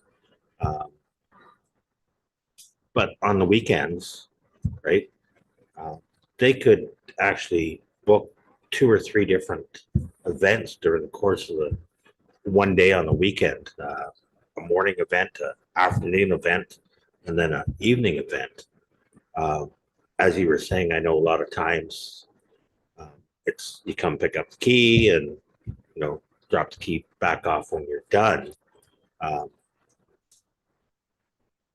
To actually have a board committee member actually be there, do they have to be there for the entire time of the function, or can they be there, hand the key, and then come back and check the building and make for damages and pick up the key?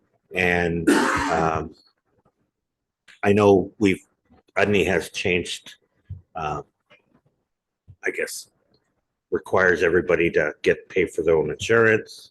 So why is it an issue that we have to have a committee member there for the function? Yeah, so there are a variety of we can look at it in a variety of different ways. This would be the best case scenario is there's a board member present or a staff member present. However, as identified in the report, there are a variety of other measures that we can take. And so, like you mentioned, maybe it is having someone arrive on site at first, do that inspection, provide the key, and then, come back at the end and do another inspection. So those are things that we can consider if council chooses not to go with the suggested motion of having staff present or a board member present for these types of rentals. But the idea is, best case scenario, there is a board member or staff member present. Ryan, you had a response to that as well? Through you, Mr. Mayor. Yeah, so it's really this report and the suggested motion is about the township and on staff's kind of investigation and recommendation is understanding where some of those risks and potential liabilities may exist and turning our mind to it and mitigating or addressing them where possible, which is a really important consideration, I think, as we look at the number and nature of legal matters and how they evolve involving the township. It's really just important that the township turns its attention to what some of these risks are and mitigates them as appropriate, which is what you see in the suggested motion based on our engagement with the risk manager at our insurance pool. Supplementary, Joe, and then I'll go to Dave. Well, I just have a hard time that, we're going to cancel everything and because our boards have taken deposits on a lot of stuff. And we have gone the extra step of having insurance. Every renter provides insurance for the event.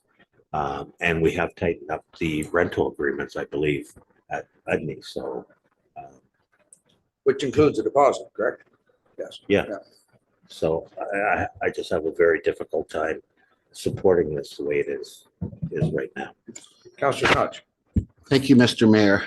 This is supposed to be ratified later on today in the council meeting. And then we're saying, well, we're figuring it out as we go along. I'd rather have all of council put their questions in now. And therefore ask for deferral until we get those answers figured out. Are these people allowed to be paid? The average rental is not that much. If you're going to pay somebody $150 to go for a 4-hour event and it's one of the directors, it's probably going to double the price of the rental. And then we're going to end up in another situation where nobody's going to be renting these things. And then we're going to have a situation where, well, I don't know, we're into the issue that I was talking about before, is what is the future of these things? So I think what I'm going to do is put a motion on the floor when it's time to just defer this and let us get our questions in, because I just can't vote for something until I have conversations with some of the board members and the other council members that sit on there and see if we can figure out things. Are they getting paid, or do they throw their hands up in the air and say, this is not what I signed up for? I have no idea. So I'm going to put a motion on the floor to defer this. Yeah, what we can do is, it says same day ratification. We can remove that from the motion because it was a sensitive issue with regard to risk, but it's certainly council's approval that we can say no, pass it today, and it'll come to council in, when's the next 2 weeks? When is it? Well, our next council. Would that be enough time for Councillor Goff and everybody else to get their questions in on how this could work? You got 2 weeks time, right? Okay, I've got Ryan, do you have your hand up? And then Councillor Goff, then Councillor Bell. So. Through you, Mr. Mayor. Yeah, just to clarify around some of those pieces is that staff would also be bringing back a fees and charges update to the bylaw. So there would be a small transition window, but in terms of the financial impact, those pieces would come back to council as a separate item if this were still ratified, and that would be the financial consideration piece. Okay, go ahead. And then I'm just wondering if this has even been brought up to the committees for Udney and Longford for their opinion and what they see, because I know Udney's not meeting again until August, right?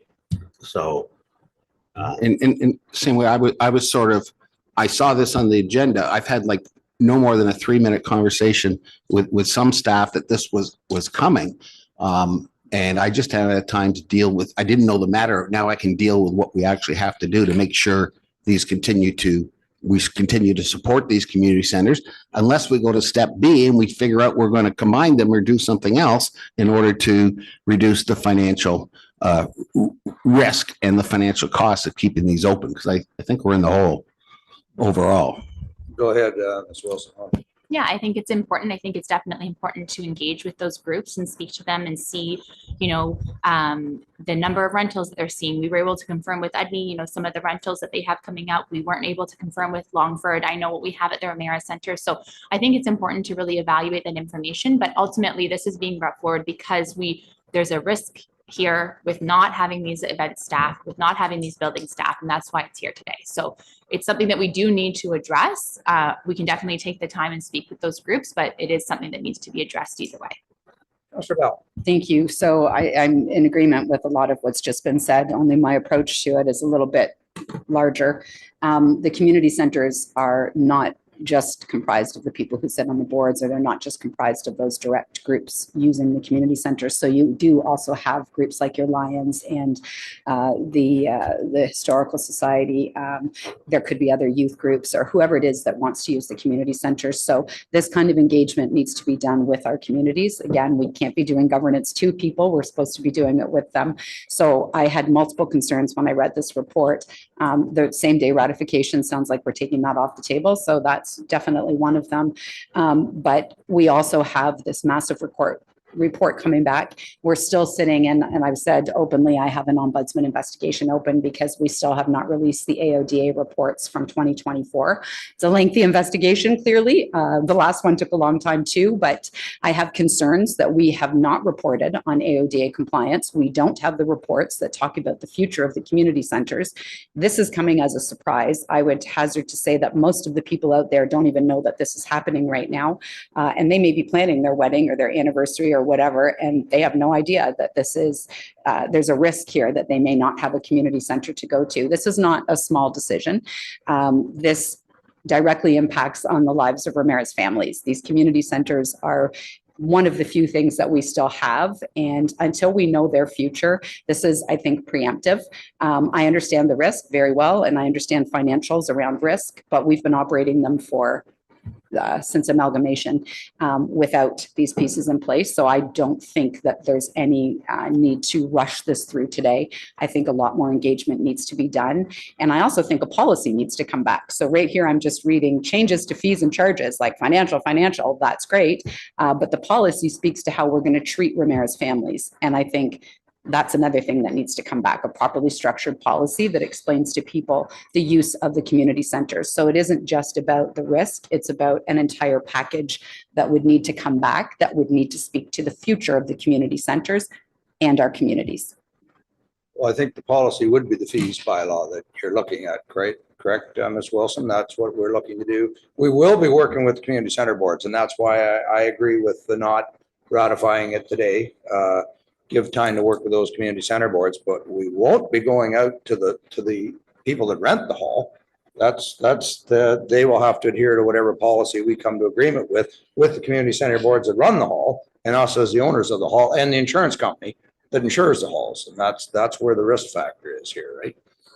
Yeah, no, that's correct. Yeah, the fees and charges bylaw, as Ryan alluded to, would have to come back once we figure out what those fees potentially look like. But also, we, as identified in the report, we will also be looking at, those rental agreements and any sort of rental policies and procedures in place, really ramping those up and making sure that everyone's aware of what needs to happen or not happen when they're using these facilities.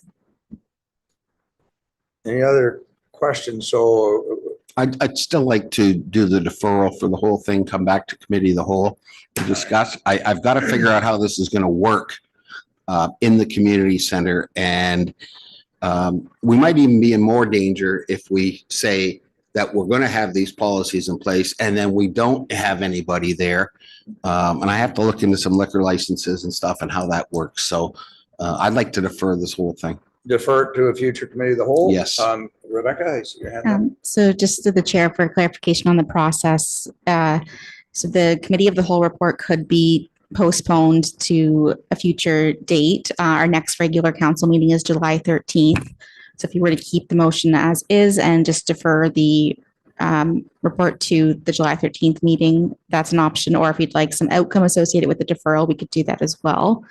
If you were, as you were previously discussing, to just remove the same day ratification and vote on the motion today, then it would come back for council ratification on July 13th. So it just depends on whether committee of the whole is prepared to have a vote today.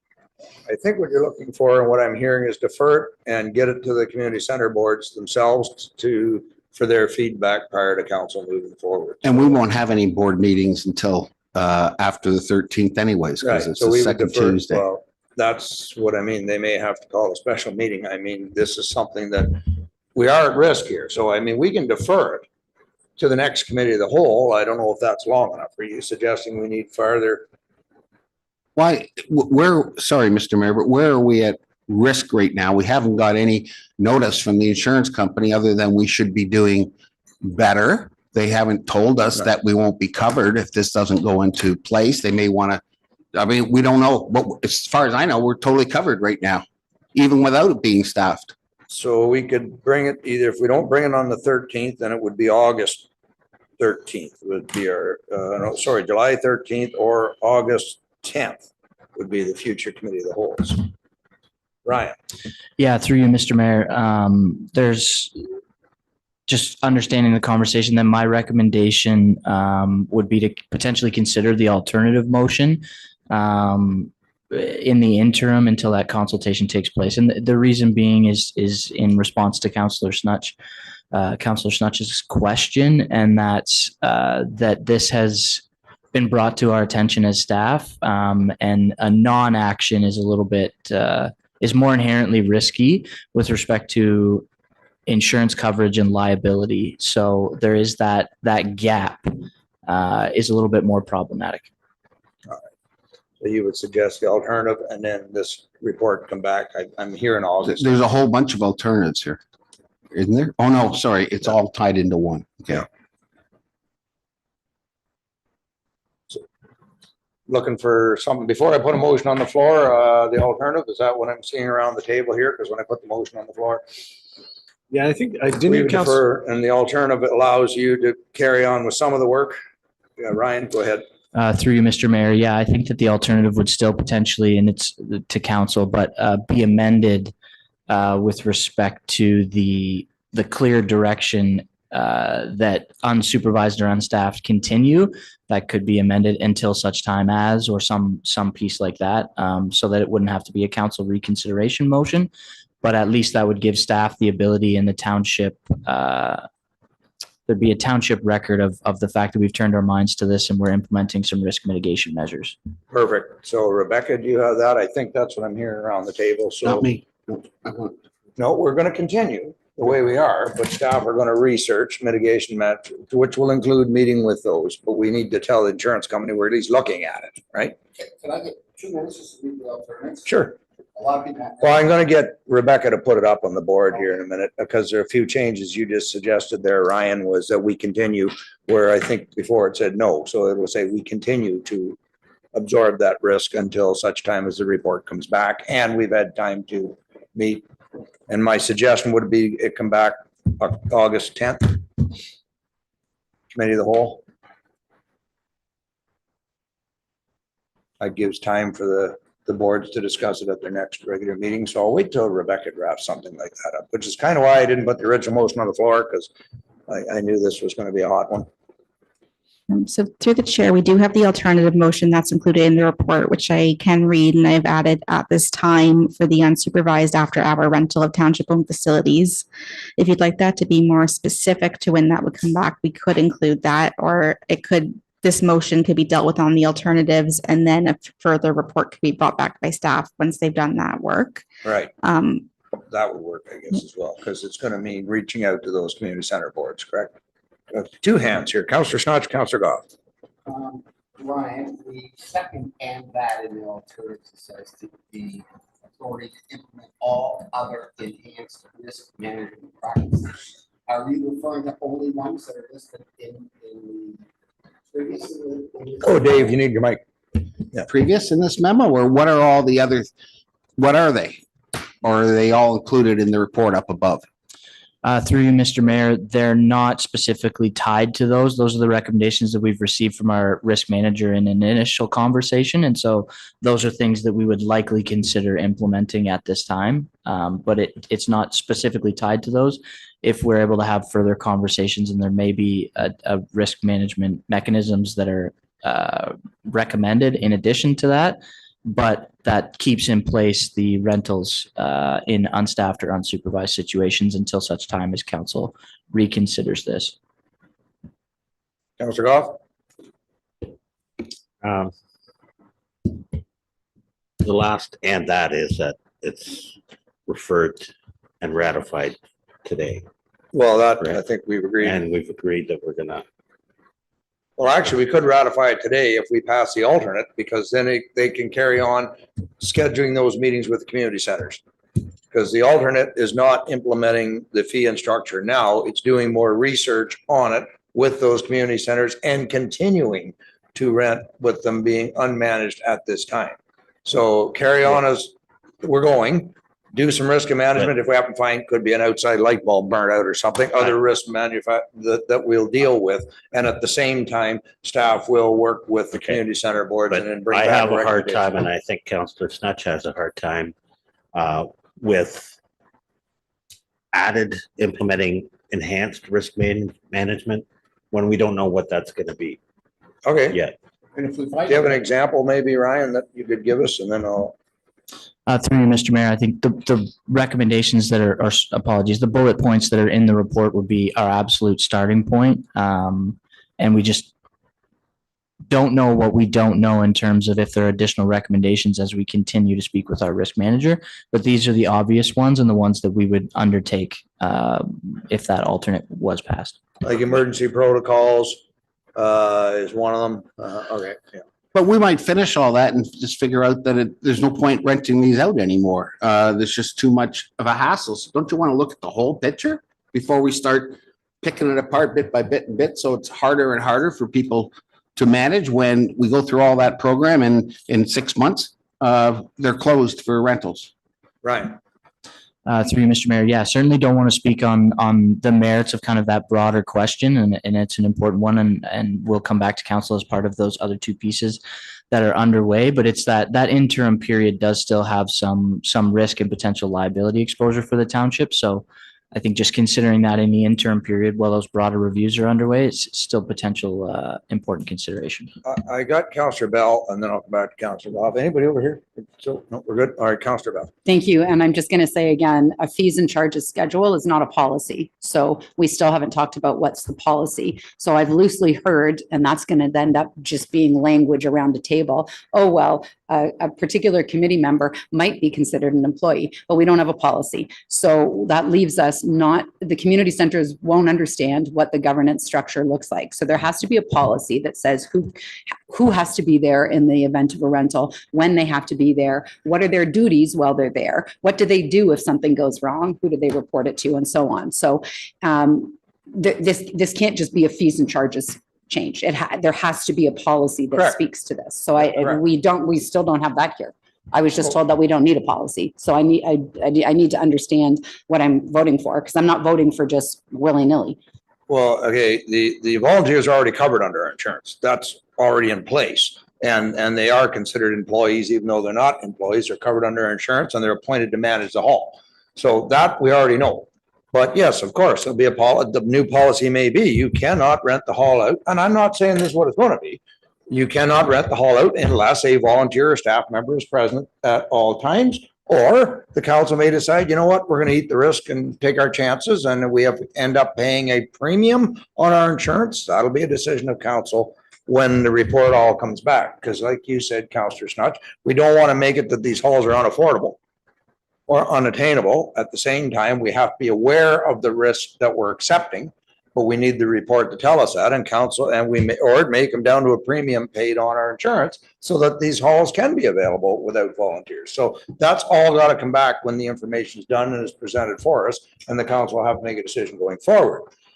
So we don't, again, have to ratify today. It's just, what I'm saying is we go with the alternate, staff will start working on that process while the community center boards are engaged.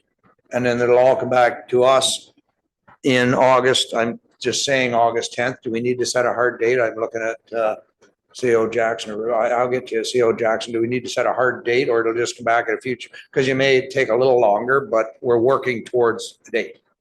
Through your worship, we would aim absolutely for August the 10th because it's an important issue, and we just want to make sure that to your point earlier, if the boards can call a special meeting, that would be great to discuss the issue and be involved in the consultation process. So we would aim absolutely for the August 10th meeting.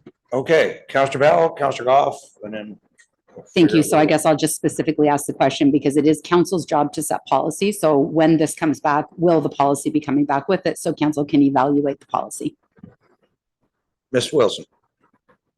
If that's the direction of council, then yeah.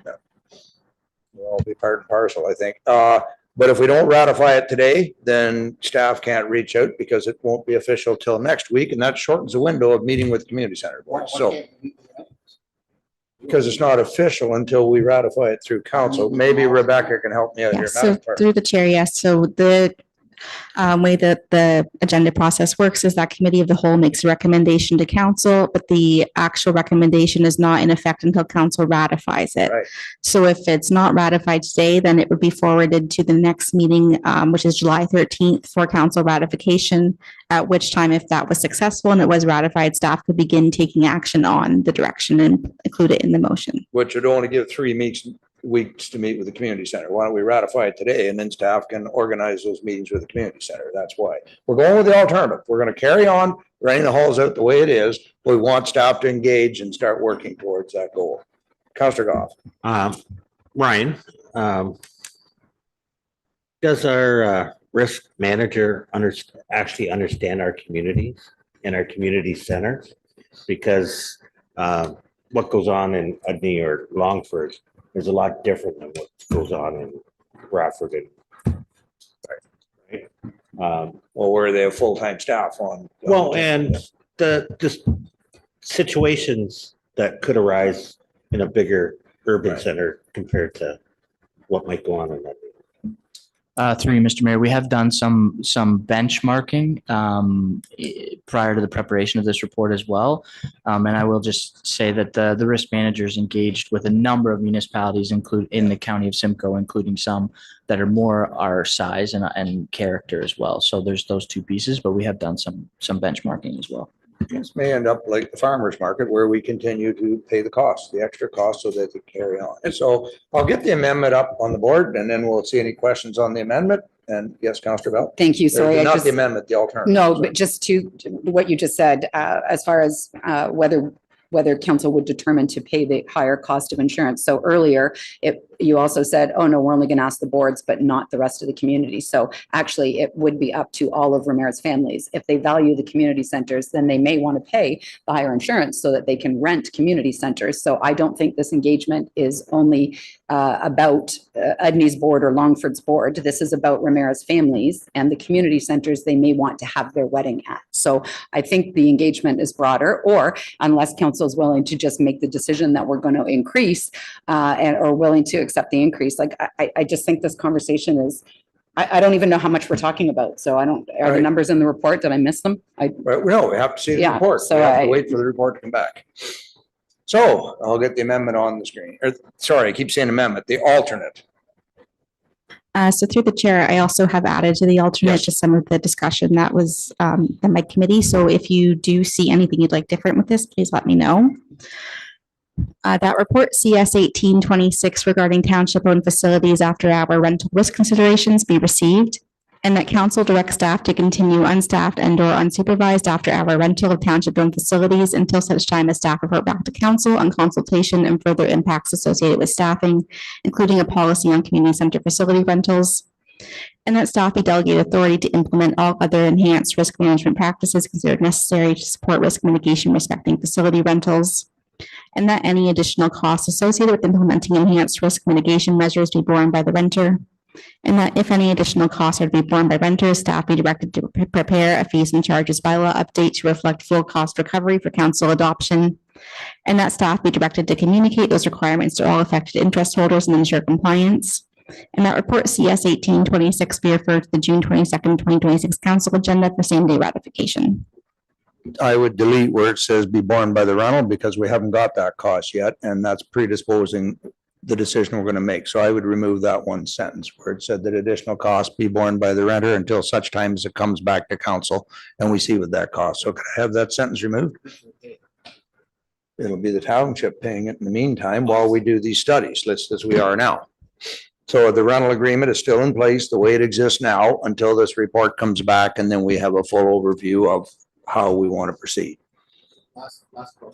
Well, is that Through the chair, so if that's taken out, would you like to keep in the next paragraph that says, and that if any additional costs are to be borne by renters, staff be directed to prepare fees and charges bylaw update to reflect full cost recovery for council adoption? Well, we're ahead of the fees and bylaw will come when it comes back with the report. So yes, that should come out as well. Okay, Councillor Snodge, Councillor Bell. Oh, Councillor Bell, go ahead. Thank you. Can you please put the part back where you talked about policy? I saw you added the word, but I don't know what it said. Through the chair, it says, and that council directs staff to continue unstaffed and or unsupervised after hour rental of township owned facilities until such time as staff report back to council on consultation and further impacts associated with staffing, including a policy on community center facility rentals. Yeah. Okay, so I think I'm just not sure if that says what I mean, because that sounds like a policy about how do I phone and rent the facility, which is not what I was talking about at all. What I'm talking about is if you're going to have a situation where you're identifying an individual as an employee, so a member of a board, for example.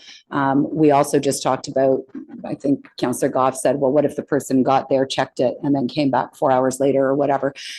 So if that were going to be permitted, we need a policy that Correct. says that's permitted. So Yes. that's not that doesn't say that though. It does actually, That including a says- policy on community center facility rentals, and the policy may say that a staff member and or a board member must be present, or it may say must get the keys and inspect afterwards. That is what that says. Councillor Snodge. It says there, and staff be delegated authority to implement all other enhanced risk management policies.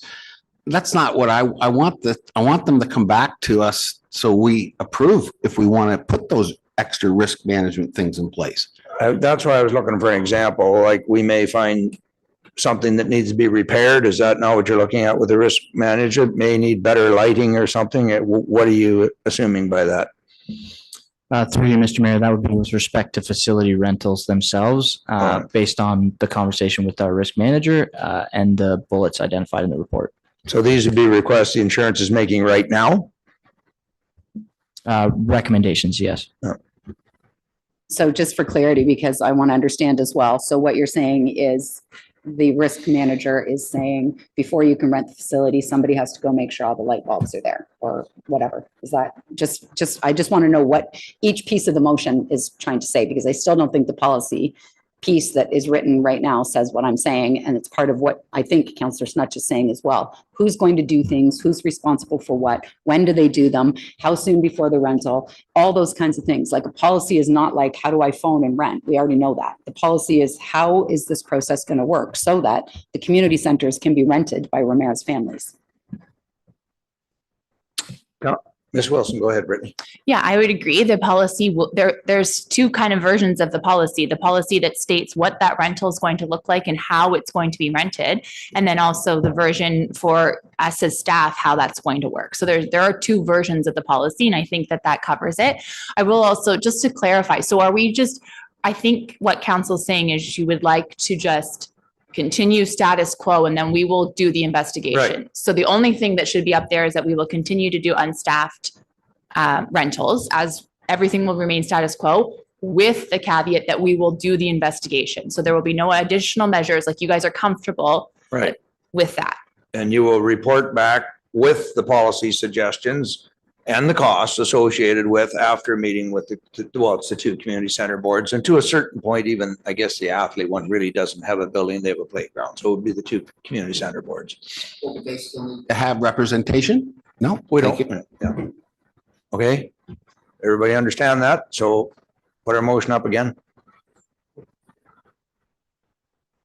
I think you want to take out the even proceed with the last sentence, and then we can move forward on this. We just need the engagement with those community center boards that council wants to see prior to us developing any policy.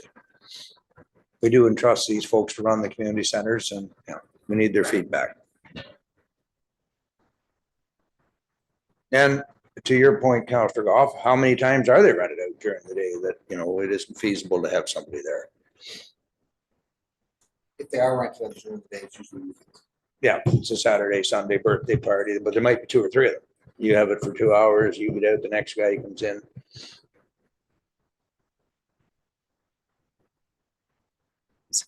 Through the chair, the motion currently reads as follows.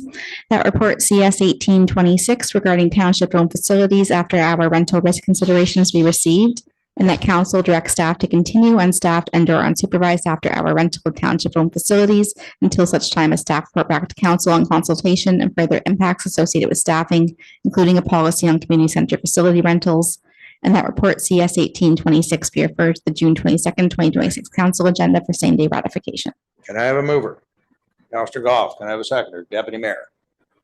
All in favor? Opposed? That is carried. Thank you. Keep in mind, we do understand the risk, council, and we can let the insurance know we are looking into it. So, motion to rise and reconvene as council. Do staff need any time to change any, or you're set to go? To the chair, note, we have it prepared. We'll just put it on the screen. Yeah, because we could probably be done here in half an hour, just, I think. Well, we'll find out. Well, unless anybody wants to break for lunch, could we push to 1 o'clock? See how it goes. Break, come back for 10 minutes. Well, that's sometimes what happens. So, okay, we'll get the motion to rise and then we'll carry on from there. That the recommendations of committee of the whole be referred to the next regular meeting of council to be held on July 13th, 2026, with the exception of the following items, which shall be referred to consent agenda B today. Motions arising from closed session discussions, item 11.1.1, closed session council resolution dated July 21st, 2025 regarding council communication matter. Council referral reports, item 11.4.3, feasibility, scope, timing, anticipated costs for reviews and third-party professional reports. Departmental reports, item 11.5.1, termination of the township's funding contribution with Rogers Communications Canada, Inc. Departmental reports, item 11.5.2, township-owned facilities after-hour rental risk considerations. And that committee of the whole rise and council reconvened at 12:31 p.m. Moved by Counselor Goff, second by Counselor Tootie. All in favor? Oh, question? Yes, go ahead. Well, I recused from that Right, item, so it'll I'm be a also s- not voting on it. Yeah, so it has to come out separate. Yeah, it'll come as a separate motion when we get to items 13. We will make sure that is a separate motion. Thank you. I was going to mention that, but I was do it at the time. All in favor? And that was carried. Thank you. Okay, so now we are on to the reports from the June 8th Committee of the Whole. There is two of them here. Anybody wish a separate vote on either one of them? These were the consolidation of the audit report, and it was also the donation fundraising for the library board, that they can have a separate fund for their donations. Nobody needs a separate, there was no controversy on any of those, so it would be the vote on those two motions would be one. Can I ask Yes. a question? Of course. Sorry, is the reserve going to be a separate bank account or that's just the reserve that's kept for accounting reasons? Separate bank account? Through you, Mr. Mayor, the reserve will not have a separate bank No, account, but but it's a it'll be tracked separately for the library. Okay, so I'll get our motion for those two items.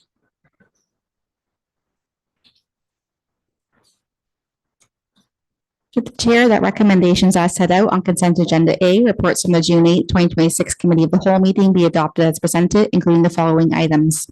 12.1.1, 2025 Consolidated Financial Statements and Audit Report. 12.1.2, request to establish a donation and fundraising reserve. Okay, moved by Counselor Snutch, second by the Deputy Mayor. Questions or comments? All in favor? That is carried. So now we are on the ones from today. And keeping in mind, one of them will be separated out for a separate vote. Yes, and through the chair, if I can just request a minute to get this motion prepared. Absolutely.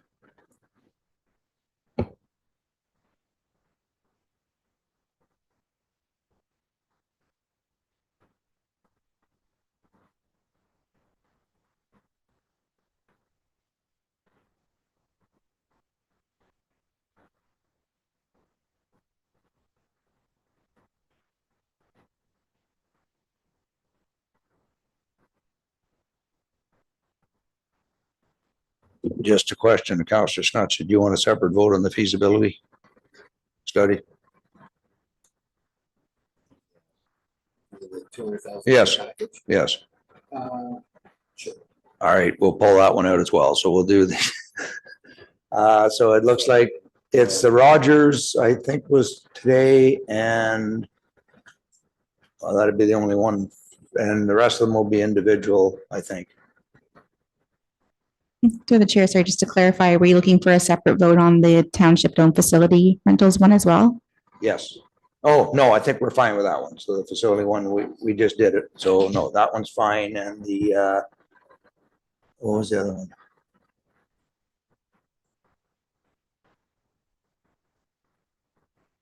Through the chair, thank you for your patience. We do have a motion prepared, so we'll put Okay. this on the screen, and then if you would like any changes, please let me know. That recommendations as set out on consent agenda B, reports from the current meeting for the regular meeting of council held on June 22nd, 2026 be adopted as presented, including the following items. Item 13.1.3, termination of the township's funding contribution with Rogers Communications Canada, Inc.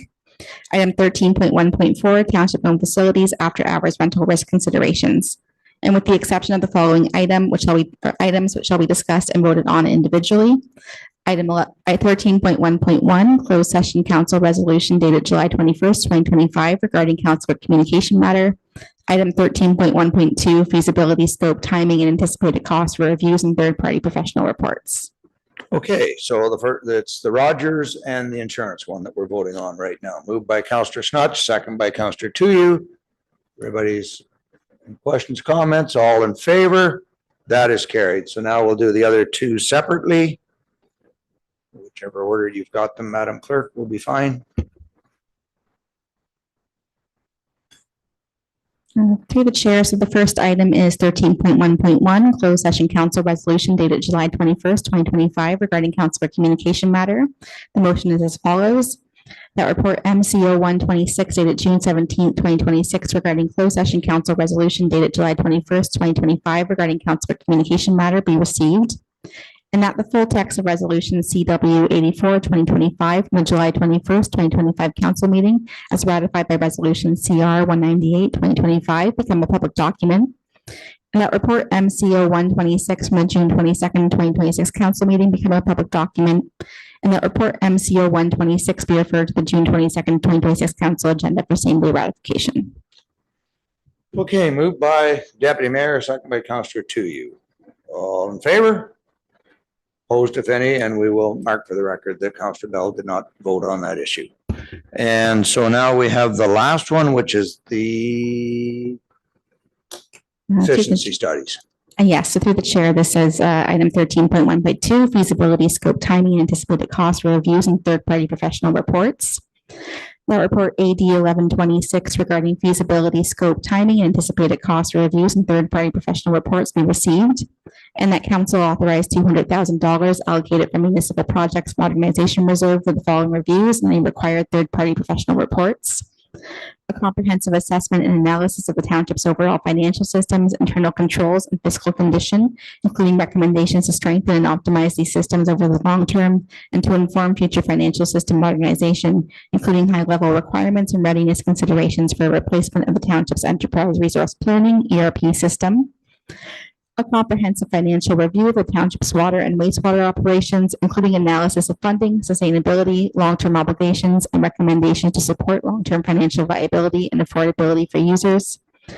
And an evaluation of the legal and governance framework for the township's relationship with the Lagoon City Parks and Waterways Commission, including the effectiveness of the current operating model and feasibility, implications, and risks of alternative governance or service delivery structures informed by applicable legislation and legal advice. And that report AD 1126 referred to the June 22nd, 2026 council agenda for same day ratification. Moved by Councillor Goff, second by the Deputy Mayor. All in favor? All in favor? I'll need to see some hands. Opposed? 2 opposed. So that is carried. Okay, so we are now on to item 14, which is consent agenda correspondence. And 3 items I have in front of me here. Would we like, it says to receive. Are we looking for different motions on these? So we will deal with them individually. 14.11. Thank you. I'm hoping that we can receive and support this one, given the amount of invasive species that are slowly permeating Ramara Township. We need to be able to help begin combating the spread of these plants that are negatively affecting our natural biodiversity through identification, mapping, and providing public education, seeking funding, and creating shovel-ready projects. Okay, I guess we could have done the other 2 together, but we will do them one at a time. So you would like us to support? Yes. Do I have a seconder? Councillor Goff. So the motion is to support. I'll let you read it now, Rebecca. I moved by Councillor Tuyu, second by Councillor Goff. To the chair that the town of Halton Hills correspondence dated June 5th, 2026 regarding modernizing Ontario's invasive plants, rules to protect taxpayers, municipal lands, agriculture, natural heritage, and local gardens be received and supported. All in favor? Well, that is carried. The next is the public library. We'll do them all individually. And it just says receive their strategic plan as information. Remember, it came earlier. I kind of forgot it was here, so apologize for that. So it would be the motion that stands that the Ramara Public Library strategic plan be received as information. Sorry, I read it. If that's okay, Madam Clerk, moved by Councillor Snutch, second by Councillor Bell. All in favor? That is carried. And I would like to receive this one as information as well. 14.13, I'll read it. That the correspondence from AMCTO dated June 18, 2026 regarding Rebecca Sanusi winner of AMCTO's Award for Excellence in Municipal Law Program be received as information. I believe you had the highest mark in the class. So congratulations on behalf of. Wanted that as a separate motion. Moved by. Look at the smile over there, right? Councillor Goff, second by Councillor Snatch, all in favor of receiving that and congratulating. Thank you. That is unanimous. Well done. So that moves us on to correspondence, number 15.1. Why don't we speak on the I guess we're in council, so we have to put the motion on the floor, do we not, before we can speak on it? So through the chair, it can be discussed. If there's any different direction that you would like to go, you can discuss that ahead of time, and then we could put the outcome of that discussion on the floor, or you can put the motion as written on the floor and propose amendments if you'd like to amend the motion. Why don't I get some discussion? It is a long motion. Rather than read it out first, we'll see a direction. Councillor, to you. Thanks. Recognizing that the Climate Action Committee does not have a budget at this time, declaring a climate emergency would open doors to cost-free resources, partnerships, and funding opportunities. Declaring a climate crisis is a necessary first step that costs us nothing.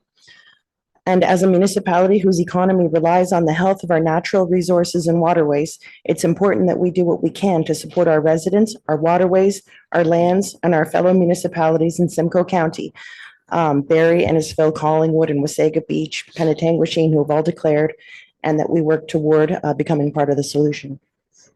Now, I'm reading declare an emergency, which I would have an issue with, much as I did as the shelters, as much as I understood that, how critical it was. Declaring an emergency has a start and finish date and usually an action plan. And I would need to know what the finite emergency is, but an epidemic, as we did for the other, was to bring attention to a growing concern. So personally, I have a problem with the way this is written. I never like to declare an emergency unless we have a start, finish date, and a well laid out plan. I'll even remind council, we didn't even declare an emergency during COVID. We had a solid plan in place, and you're declaring emergency when you're looking for outside help because a situation is out of your control. So I'm having trouble getting there, councillor. So I will open it up. I'll let a quick supplementary and then I'll open up the floor. Thank you. I know some other terminology that's been used is climate crisis, just that declaration sort of needs to be in place in order to open those doors. I was speaking with the executive director, Julie Cayley at Severn Sound, and a lot of the things that municipalities who are part of that, that they pay a lot of money to be part of. This is sort of the type of benefit that would come with those members. And if we're able to sort of access those benefits through the declaration, I think we're ahead of the game in trying to combat, which, events that I think are certainly regarded as highly irregular and indicative of a crisis, such as the flooding, the heat waves, the wildfires we're seeing, the amounts of snow, the recent rainfalls we've had have been practically tornadoes. Like there's just so many things that are happening as a result of climate change. And if this can sort of get us sort of started off, I think it would be helpful. Thank you. Councillor Bell. Thank you. I won't debate whether climate change is a thing or not a thing, but I think it's there's some pieces in this large compound resolution that I would be concerned about, and particularly that the township makes climate action, sustainability, and waterway health a strategic lens through which we view and evaluate all Ramara decisions.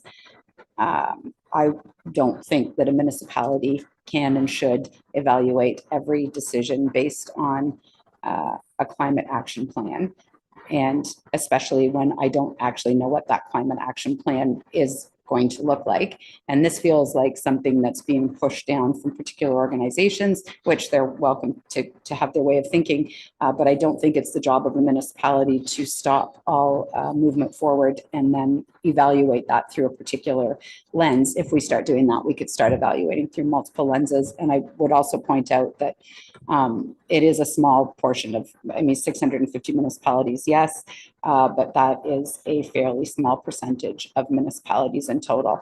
I am very much in support of the environment. I have a natural yard and I do all the things and I try to mitigate my footprint, but I don't think it's, I can't support that kind of language. We can't make all our decisions through any particular individual lens.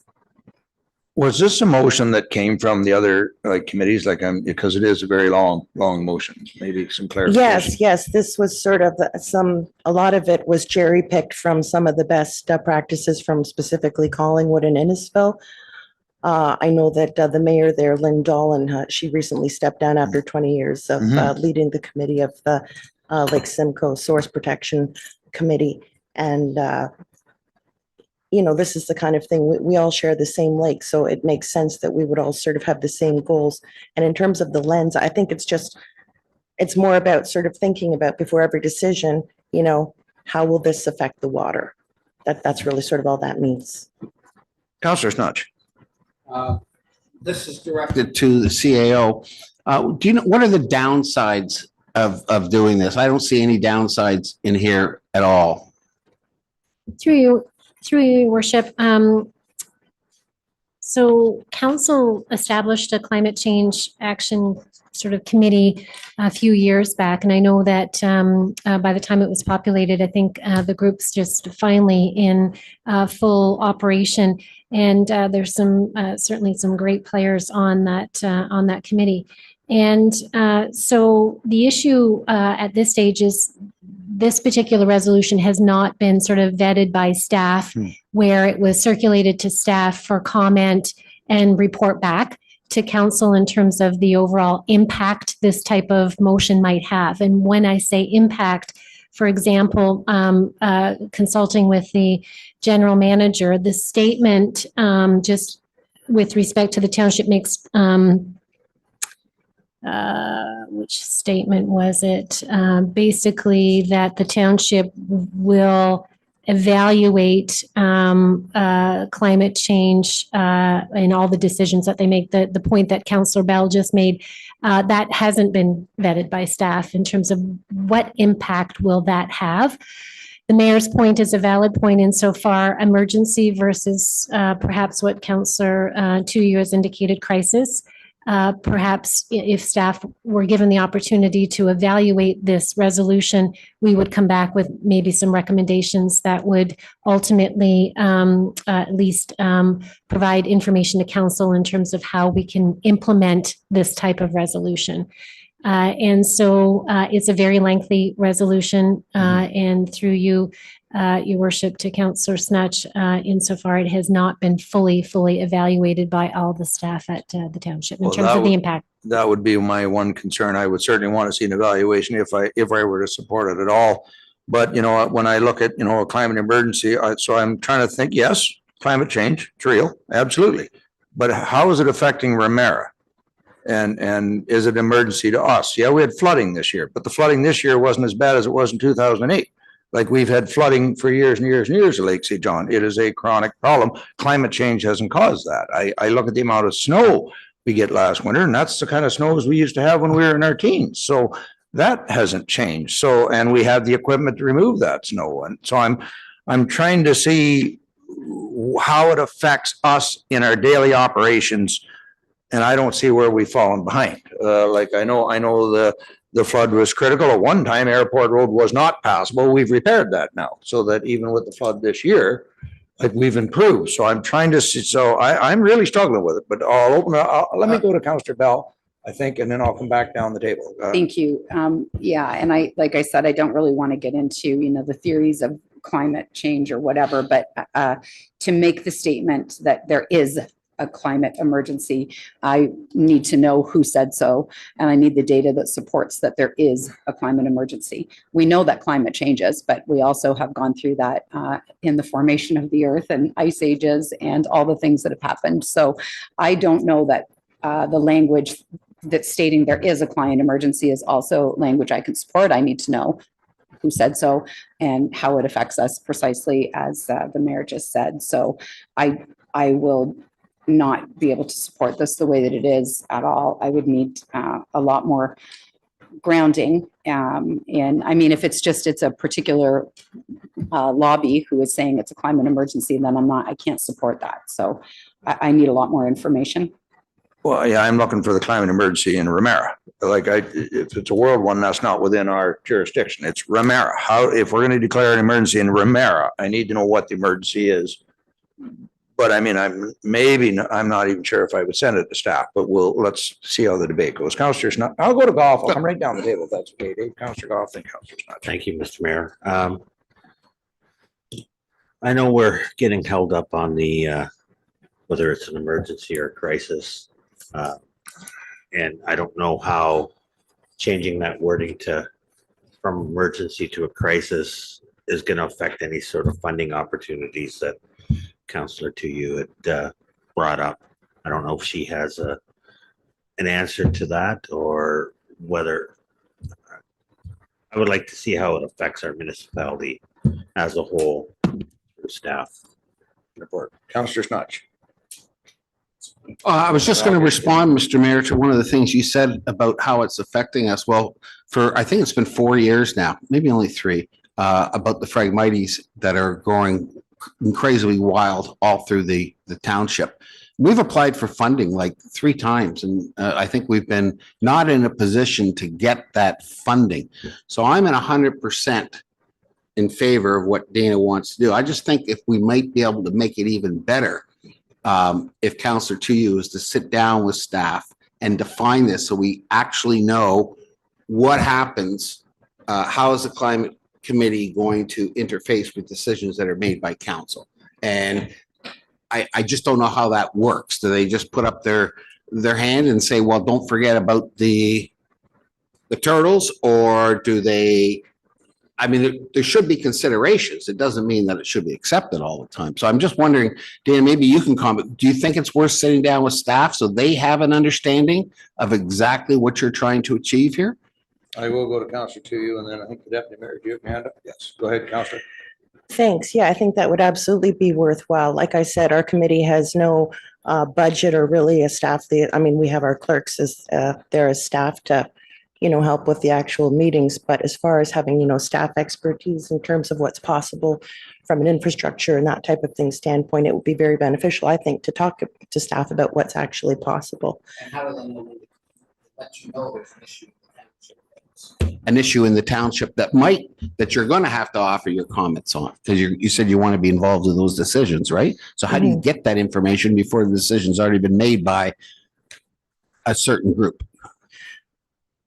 Right. I mean, and that's where we need to be on side with staff in terms of sort of understanding where we can be innovative and where, it's not possible. I'm not saying, and the Climate Action Committee certainly isn't expecting that we're all going to suddenly start driving electric cars or anything like that. But just if there is a possibility to make it easier for us to apply for funding opportunities, why wouldn't we do that? Like, again, one of the sort of main steps after declaring is you can become a member of the Partners in Climate Protection for free with this declaration. And then you can benefit from all of those ideas and partnerships. So that's sort of more what I was thinking of as a preliminary step. But if I understand that, staff obviously needs to be brought in on this. So if you'd be more comfortable with bringing this somehow as a collaborative thing with staff before we decide on this today, I'm open to that. Yeah. Deputy Mayor. And then I think I was on, Councillor Goff said it best. I think we're getting caught in the emergency declaration. I'm not in favor of that. And I do think we have to find the proper terminology so that we can still maybe achieve some of these grant opportunities. We did say we're going to start a climate action committee, and we were going to do something with this. In this term, we haven't done anything. And I think that I would support you. And I think it is important. It goes back to staff, get some of the feedback from them, and you work with them, something that's obtainable for us to actually have an impact. See, I would buy a membership to the association before I would declare an emergency that we don't have in order to access those funds. And shame on the federal government if you have to declare an emergency just to get climate action plan money freed up. I mean, that's just bad form. I'd be writing the feds and saying, no, you shouldn't have to declare emergency that you don't have in order to access money that should be available for all. But I'll quickly wrap this up, Councillor Bell, and then I will look for a direction. Thank you. I think the other thing I want to comment on is when we're talking about funding. So as Councillor Tuyu just said, we wouldn't be in a position to be looking for electric cars, for example, because we can't hang charging stations in trees. But and then also Councillor Snutch mentioned Phragmites. So when we were looking at Phragmites, and I was trying to understand how they may be impacting at my end, as well as you guys are your parts of the township, what we learned is that most of them are on private property. So the municipality wouldn't be applying for grants for on private property anyway. Typically, I don't think. So I think when we're talking about this from that perspective, we need to be clear on what we're talking about as well. So I know that there could be maybe funding for safe wildlife passages if we were constructing a new road or something like that, and I would support that, obviously. But I want to be clear too that a lot of times this funding, it would be individuals or individual organizations that would be having to go apply for the funding. It wouldn't be something the municipality would be involved in anyway.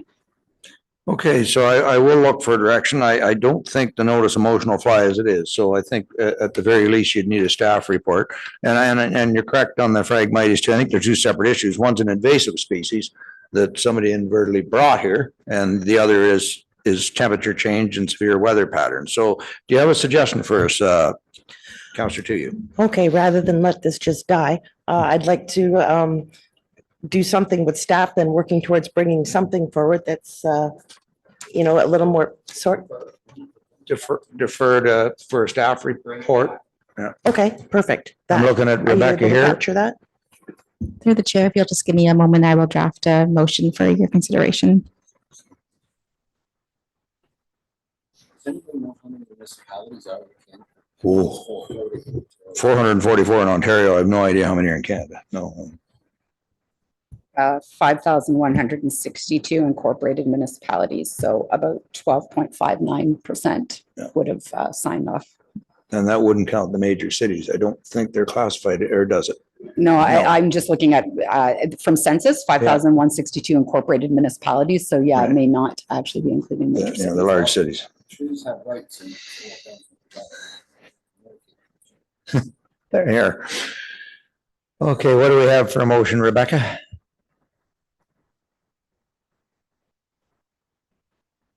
Chair, just one moment.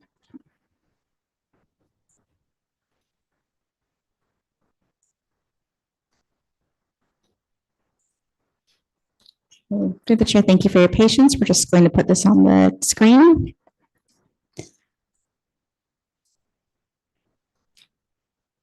That the Climate Action Committee draft resolution declaring a climate emergency for the Township of Ramara be received, and that the draft resolution be referred to staff for report back on the feasibility and implications of adopting the draft resolution.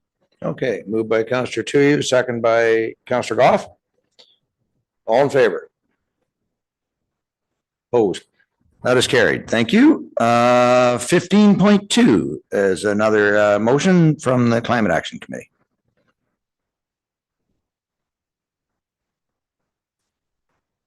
Through the chair, that the Climate Action Committee consolidated work plan for the adaptation, mitigation, and education working groups be received as information at this time.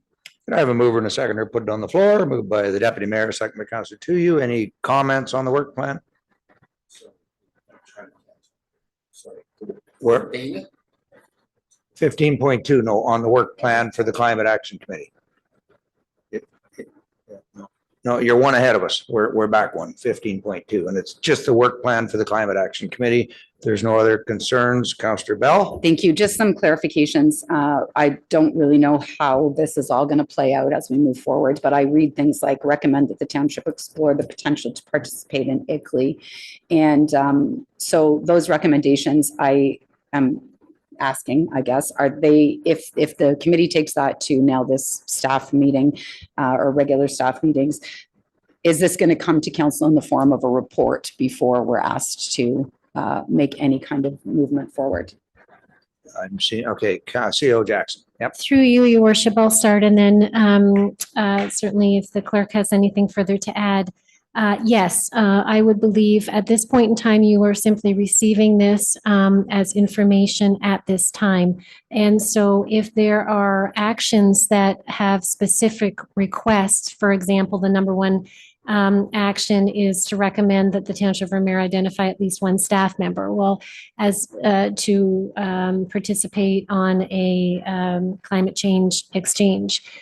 When council established the climate change committee, it was very clear that we do not have the resources internally to support the committee. We can from an administrative perspective, But from a subject matter expertise, unfortunately, we do not have those resources. So just if I can, not that I'm going from what Councillor Bell was asking, but I just want to make it very clear, is that any of these actions, if they're specific, they would and should come back to council for final action and decision before they move forward with them. Right, you can have it on the work plan. They'll make the request, and again, if we have staff time, then we can, but if not, then it'll be denied at that time. So just because you approve a work plan doesn't mean you approve everything in it.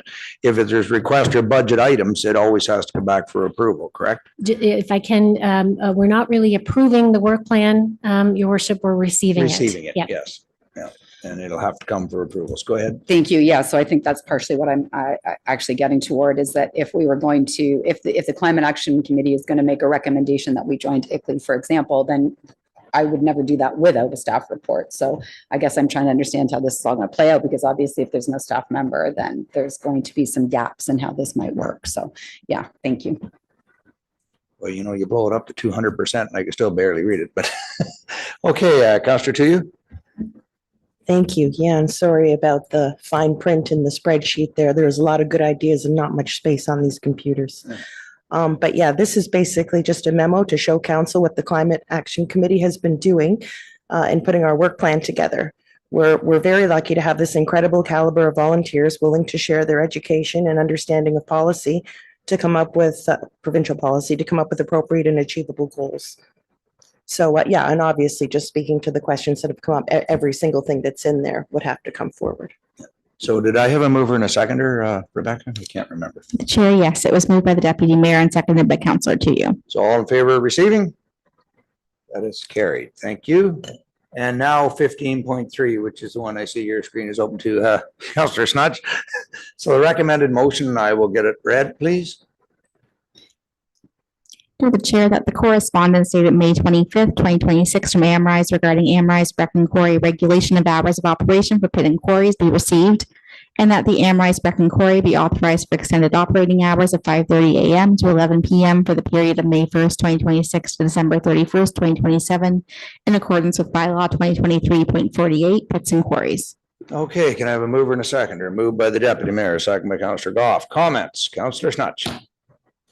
Thank you, Mr. Mayor. I only have two issues with this. I would like to go back to the quarry operator and where they say there will be no drilling or blasting. I want to know what they will be doing, that they want to stay open till 11 p.m. at night, working in the dark.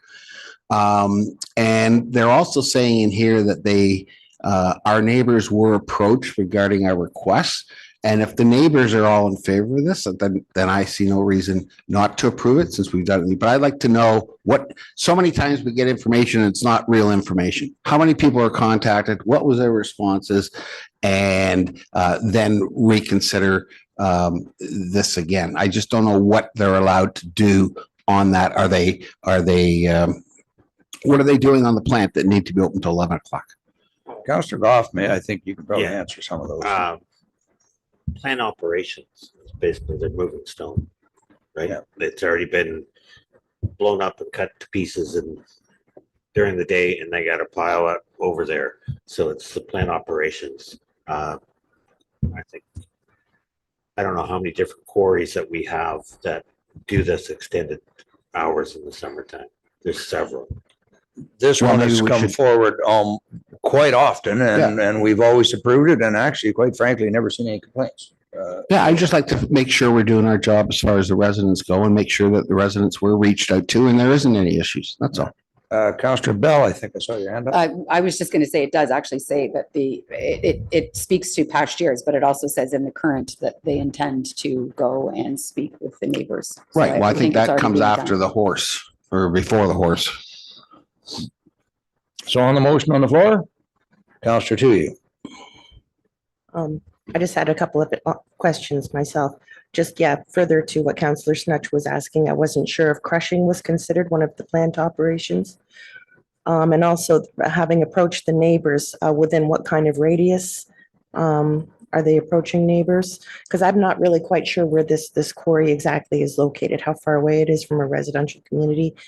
Do they have to ask permission every year? And my last question would be, if we agree to this, do we leave ourselves vulnerable to other quarries closer to residential areas making similar requests? I can help a little bit. This quarry is on the second concession on Highway 12, formerly known as Lafarge Quarry. That's where the quarry is, and they have had their hours extended in the past. And again, I've never recall ever seeing any objections to it. They're one of our premier quarry operators that are good corporate citizens. So I don't have a problem with it. We've done it in the past, so I would approve it today, but I will leave it to council's purview. So all in favor? Opposed? One. Thank you. That is carried. So now we have postponed motions. I have none. Planning motions, none. Delegated deputation motions, none.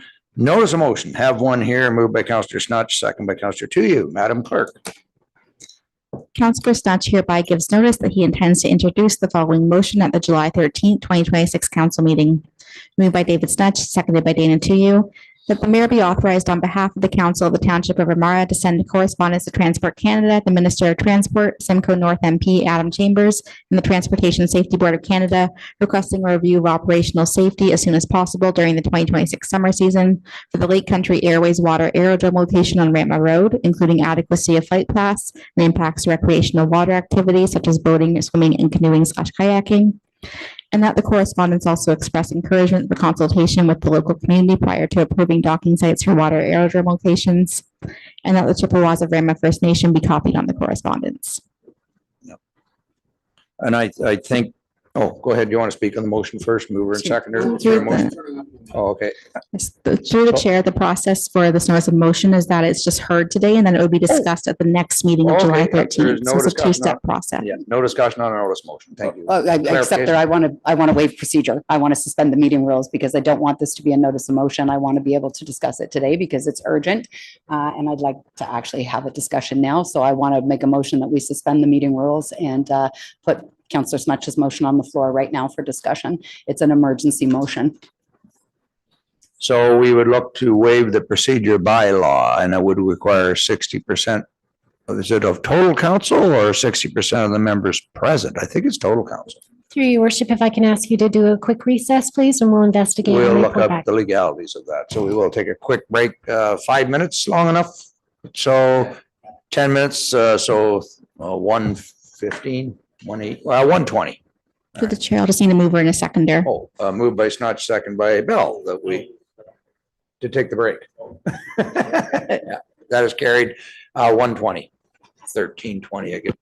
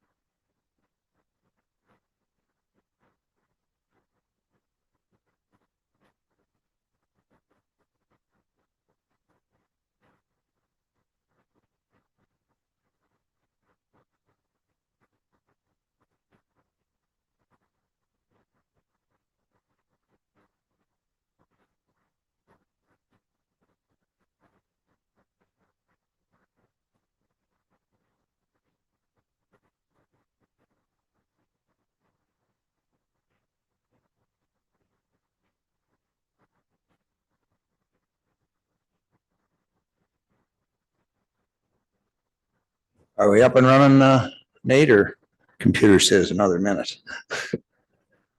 We're good. We're back live.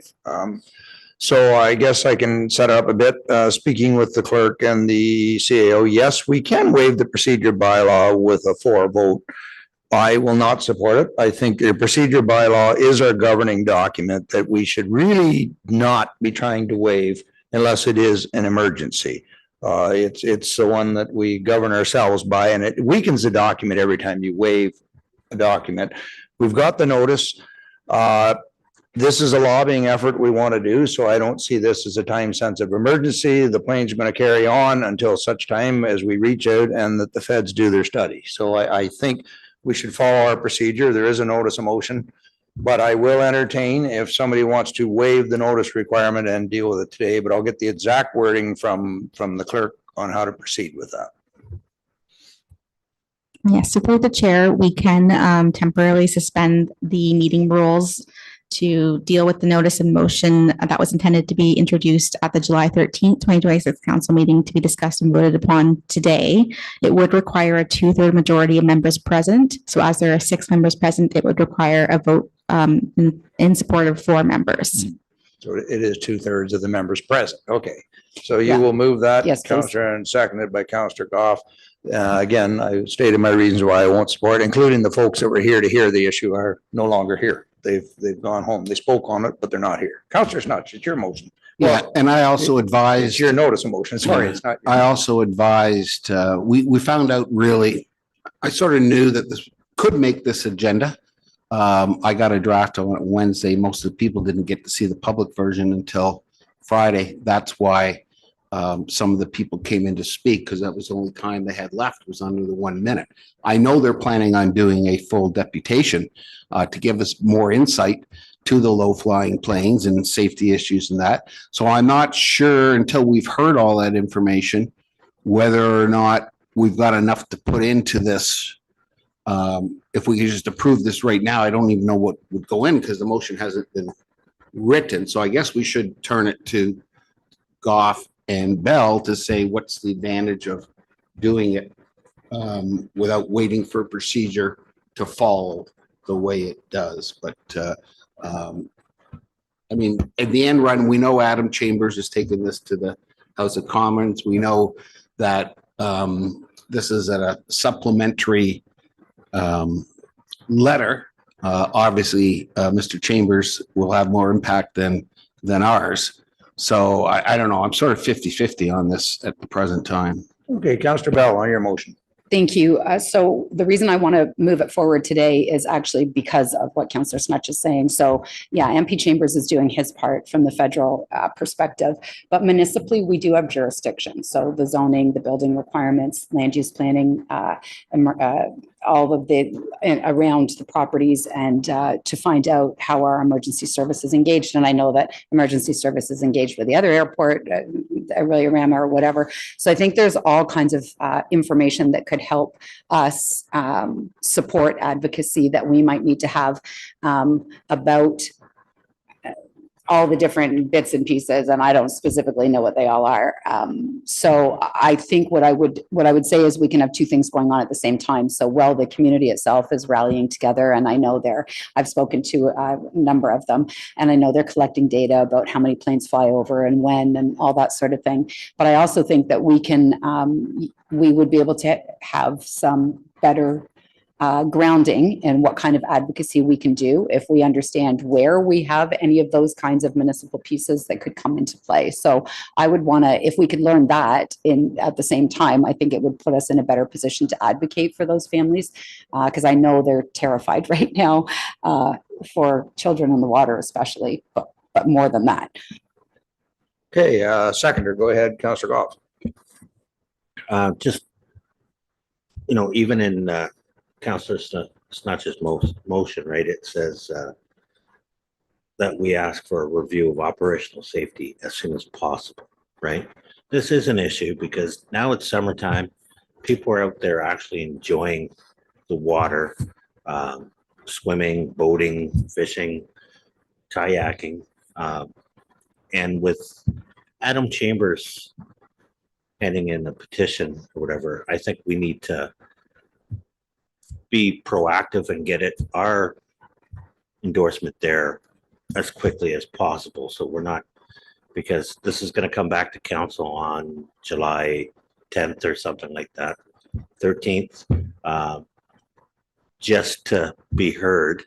And then we're going to vote on it, and it's going to be another 2 weeks possibly before it's ratified, and our next meeting's not until August. So the time frame, I think we need to squeeze the time frame together and make it happen sooner than later.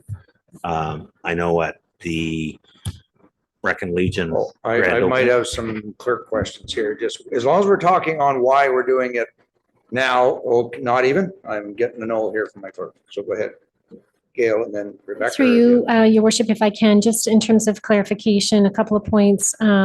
This motion, as explained to the mover and the seconder, would appear on the July 13th council meeting to be dealt with that day. So there's no further time delay after July the 13th, just to be clear. Okay, I stand corrected. And the debate, essentially, Your Worship, is actually waiving the rules, not on the context of the motion. Right, not what's in the actual motion, but the waiving of the rules to debate it today. So, but there were some points you made there. Okay. If there's no further, Councillor to you. Thanks. I think it's also a time-sensitive issue. At the Brecon Legion event, I had an opportunity to speak to MP Adam Chambers about this with Chief Williams, and our MP indicated that correspondence from the Township of Ramara would be helpful in elevating this issue, as a letter from a municipality carries significant weight. He had tabled a petition from Jen Dundas, who spoke this morning, on June 16th. And it's my understanding that they have to come back with a response in 45 days, the Minister of Transport.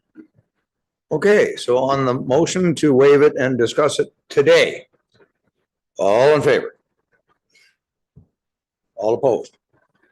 I had a question, actually. Oh, but that's question. fine. Yeah, I just had a question because All I thought the House of Commons breaks anyways at the end of June. So I don't know if there's an advantage for us doing this to try and rush it. That's all. That I don't know. Through you, Your Worship, we would just have to look into that. We're not aware of, we just have to look into that, Your Worship. Okay, so again, on the motion to waive the rules and debate it today, all in favor? Okay, and opposed? So can we have a recorded vote then on this? Can Yeah, we do a because recorded vote I on still this? haven't got a clear vote here. Yeah, through your worship, I believe it was a sort of, Looked you like need 3-3. you need Can I four say to one more pass, thing? your worship. You needed four to pass the motion because Oh. you're waiving your procedure bylaw. Right, and I saw 3-3, so but the question, at least, I didn't actually see you vote, Dave, so I. Why I wasn't, because I'm trying to think this through.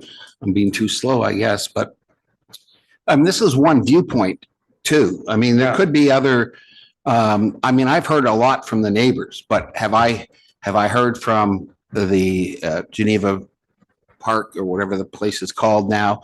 Have we heard from, I don't know. I just want to make sure that when we do write this letter, it's well thought of. And I don't know right now. And let me ask the CAO, do you have enough information based on the social media or based on letters coming in to properly point out in this letter that the mayor is going to sign to identify the dangers and the problems with the community? Do you have enough information? Through your worship, as part of this process, the intent was to give the public an opportunity, right? So that's why you have your posted notice of motion. It's actually being introduced today and then will be discussed and debated on July the 13th. That gives the public a significant amount of time to come and either approach council or to write to mayor and members of council on their views. So at this stage, that's the way the process is set out. In answer to Councillor Snutch's question, no, because the public hasn't had the opportunity to participate in the proposed motion. Okay, Councillor Bell, and then I will call recorded vote. Right, but if we put it on the floor today, then it's there for discussion and we can amend it how we wish. So then we have the opportunity to say, we'll spend the next month doing that engagement so that when we come back on July 13th, we're prepared to write the letter. As it stands right now, No, if we put it on the floor today, we're discussing a passing or not passing the notice of motion. Through the chair, that's correct. So the notice of motion process is a two-step process where the motion is put on the agenda first, just to give notice to the public that it's going to be brought forward at the next meeting to be discussed and debated. At the next meeting, it's discussed and debated and a vote is taken. There is no then waiting period unless it were to be postponed by council. As you're in council, anything that you debate in council is passed on the same day because it's ratified. And if we wanted to add to the, well, can't talk about the motion, anything you want to add, you wouldn't have the information. But so recorded vote request, yes? But we can postpone, right? That's what I'm trying to understand. So if we take this today, then we can add whatever we want to add to it. So whether that's that we want to get more information, so that, for example, I'm sure the community wants to know more about emergency response because they haven't had to deal with it before from the perspective that they do now. So we could, if we put it on and we said we're postponing until July 13th, just so that we can have discussion and add to this motion. That's what I'm trying to do so that we can go and start doing other things in the meantime and not just be sitting around waiting until July 13th. That's what I want to understand. Can we postpone the outcome as far as the writing of the correspondence, but so postpone writing the correspondence to July 13th, but in the meantime, go out and start doing engagement and then have staff start reporting, being prepared to report on July 13th for the pieces of it they can inform. And then that way on July 13th, we're better informed and better able to move forward. Because right now right now all we're saying is we're going to do nothing. Like this motion just says, well, we can't do anything until July 13th. So we're waiting 4 more weeks when we have a whole bunch of frightened families. What we're saying is there's a notice of motion coming back in 1 month, or well, July 13th for 2 weeks for people to come forward with their opinions prior to then. That's what a notice of motion is. You're letting the public know you're going to discuss this in 2 weeks. Again, personally, I won't waive the rules only to put a motion in to postpone afterwards. So I'm going to waive the rules to deal with it today to put a motion forward to postpone it to a future date. Then we'll just wait to the future date. So that's my opinion, but I have had a recorded vote asked, so I think we've discussed it. Through the chair, so a recorded vote has been requested on the question of whether to wait to temporarily suspend the meeting rules of the Township of Ramara Procedure Bylaw 2025.3 regarding section 9.8 notice of motion in order to permit the notice of motion intended to be introduced by Councillor Snatch at the July 13th, 2026 council meeting to be discussed and voted upon at the June 22nd, 2026 council meeting. We'll start with the requesting member, Councillor Bell. So I'm saying, yes, I wanted to suspend today. Yeah. Okay. Yes. Deputy Mayor Bell, Opposed. Councillor Goff, In favor. Councillor Snatch, Can I make a statement as I say my comment? A yes or no at this point, but you kind of did say it earlier. No. Councillor Tuyu, In favor. Mayor Clark. No.